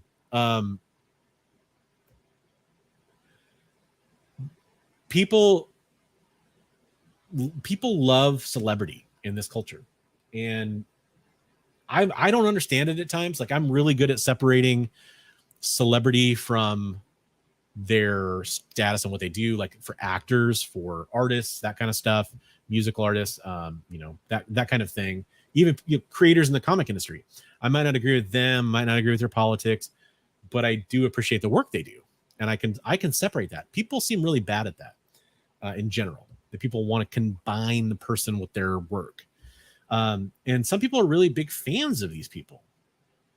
And I think it's a little weird to like hate on that. Like if you're a fan of Jim Lee, you're a big Jim Lee fan. And somebody comes along and just shits on Jim Lee. It was like, well, Jim Lee sucked at DC. He hasn't taken the company in the right direction. Whatever you believe, right? It's not very positive. It's not like a good feeling, right? Like whether or not they're right or whatever. Like it's a weird thing. It's kind of more of that. And I hate to use this term. It's a loaded term, just like influencer. It's a little bit of that gatekeeping. Do you think WhatNot vetting process helps with bad actors or makes no difference? So to me, the barrier for entry seems pretty low, but I know sellers that have been denied, and it's kind of like this weird question, because it's like, I know the sellers have been denied. I look at them and I go like, why would they get denied? And I look at some of the sellers who have been accepted, and I'd be like, why were they accepted? Well, it's not my platform or my business, but if you're asking my thoughts on it, I think the bar should be higher. Personally, if I was in charge of it, I would raise the bar. Now, it's the same problem I talk about when people talk about having an association or a board or somebody that decides things. It's about who gets to sit at the table. And you got to be careful, because if you're too restrictive, then the influencers, whatever, that people don't like, maybe they're the only people on the platform. Maybe nobody else gets to come along and compete.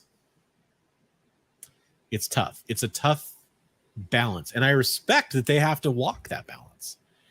I personally feel like it should be more restrictive, or there should be a different safeguard in place to prevent like too many streams being on at once, where all the attention gets sucked to the big streams. There should be maybe more like a randomization of how the streams appear to you and get served up to you. Maybe maybe they're testing it. I don't know. More information and transparency, but that would be helpful. Glad to hear it, Pop. Hey, Ray, thanks for joining the channel. I can't tell from here if you joined at what level, but you are now, for the month of August, you are going to be entered for a chance to win free comic books that I give away at the start of the next month for the previous month. So if you remember, anytime during that month, you get a chance to win. You're going to get added to the end of my videos where there's a thank you to all my channel members. And you're going to get access to some pretty cool emoji as well in the chat that you can use. The Bronze Age beard and the booty with the thong on it, all that fun stuff. Nice. I'm glad to hear it. Thanks for offering your voice to the community. Great stream, insight, exceedingly fair. I very much appreciate that. Thank you. It looks like people who are denied didn't submit pictures and all the info needed per orientation. I was surprised I got approved because I have lame social media. Yeah, it's interesting. Good points, though. Maybe that does tie into it a little bit more. I thought it just came down to getting however many. No, it is because I know people that have a much smaller following that were able to get on. But like if you were a big eBay seller, or you ran a large comic shop and you could provide records to prove that, you're more likely to get in. A professional trade association would not have influencers or showboaters. It would be people in the industry and associated industry. Yeah, Mark. Yeah, no. I get it. I'm just for the point I'm making, I'm just talking about which people in that board get brought in, not influencers necessarily. Zaw Collector, WhatNot takes 11% each transaction, correct? As a business perspective, wouldn't it benefit them more if they have more people become sellers and take advantage of it? There are more sellers than buyers. Well, they take a percentage of the transaction. So for the transaction to take place, there needs to be more buyers buying stuff, right? Well, I mean, you need both. They want more successful transactions to take place on their platform, of course. And I don't even fault them for that. I think that's kind of built in part and parcel with what they're trying to do. So they need more transactions to take place and go through. And the argument I would make is if you have higher quality transactions, more people on one stream bidding, the price of the sold item goes up and they get more cut that way too, right? Like part of the problem that small streamers have on WhatNot is getting people to put money into the books, because two things happen. Either people come in and expect steals because they think you're going to start low, and so they'll snipe the items, or they'll just pick up the items, right? Not even really sniping. And like, if I go in and I do a WhatNot tonight, which I might do, and I start to book at $1 and it's worth $5, just an example, and I started at $1 and it sells for $1, WhatNot's not getting much out of that. I'm not getting much out of it. I'm actually making very little on that because it's 35 cents off the dollar. So I make 65 cents, and then it's 8 point whatever plus 2 point whatever. It adds up to about 11% on top of that. So it's pretty fucked up as far as like if you don't sell for the right price. If you sell for the right price, and you don't compromise, and you're like saying like, well, I know there's only 3 people in here, no one's gonna bid on this book. I put it at 10-20% under FMV, and somebody wants that deal, and I'm willing to sell it for that. There you go, you've made a sale.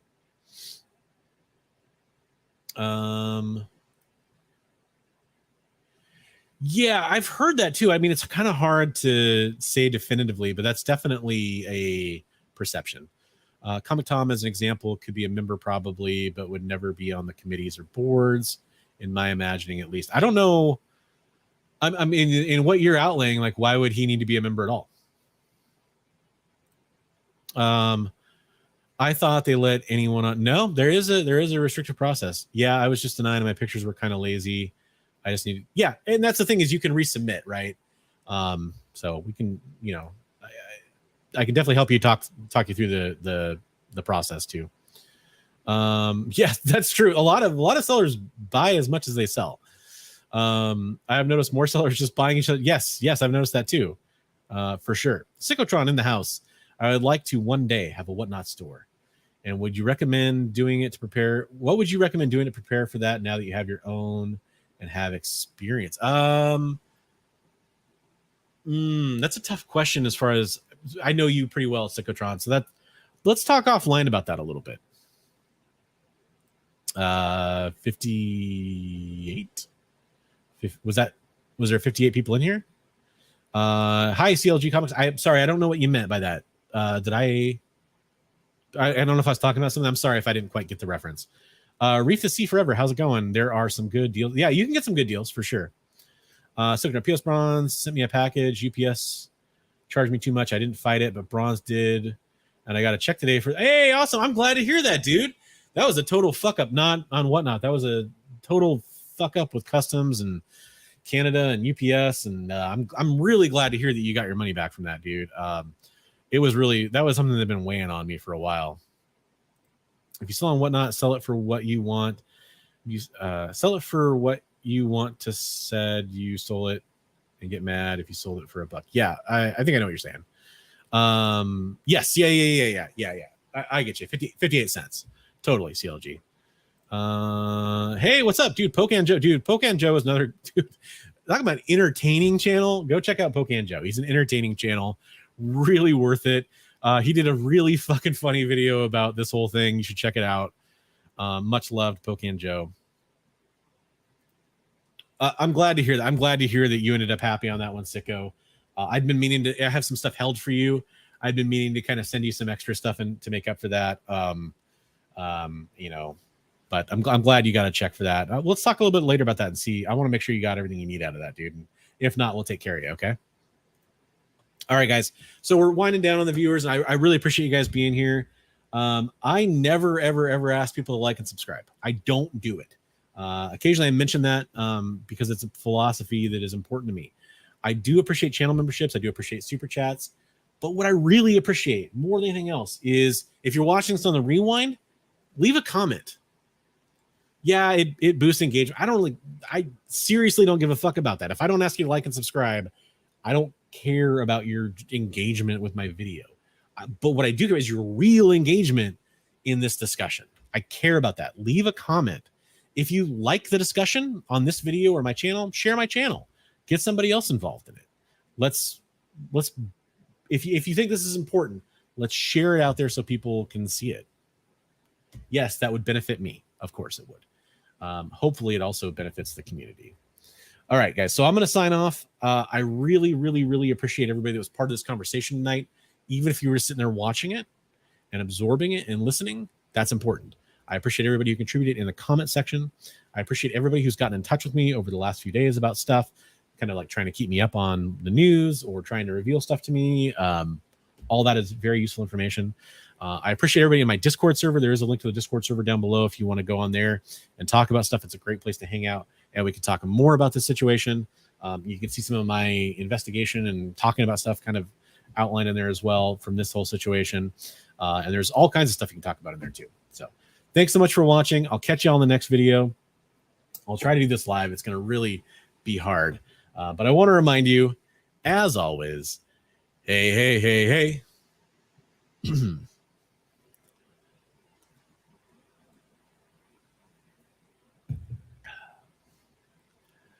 Read comics every day. As I'm losing my voice. You can catch it at the end of other videos. Have a good night, everybody. Stay safe out there and continue the conversation. Remember to be the change in the world that you want to see.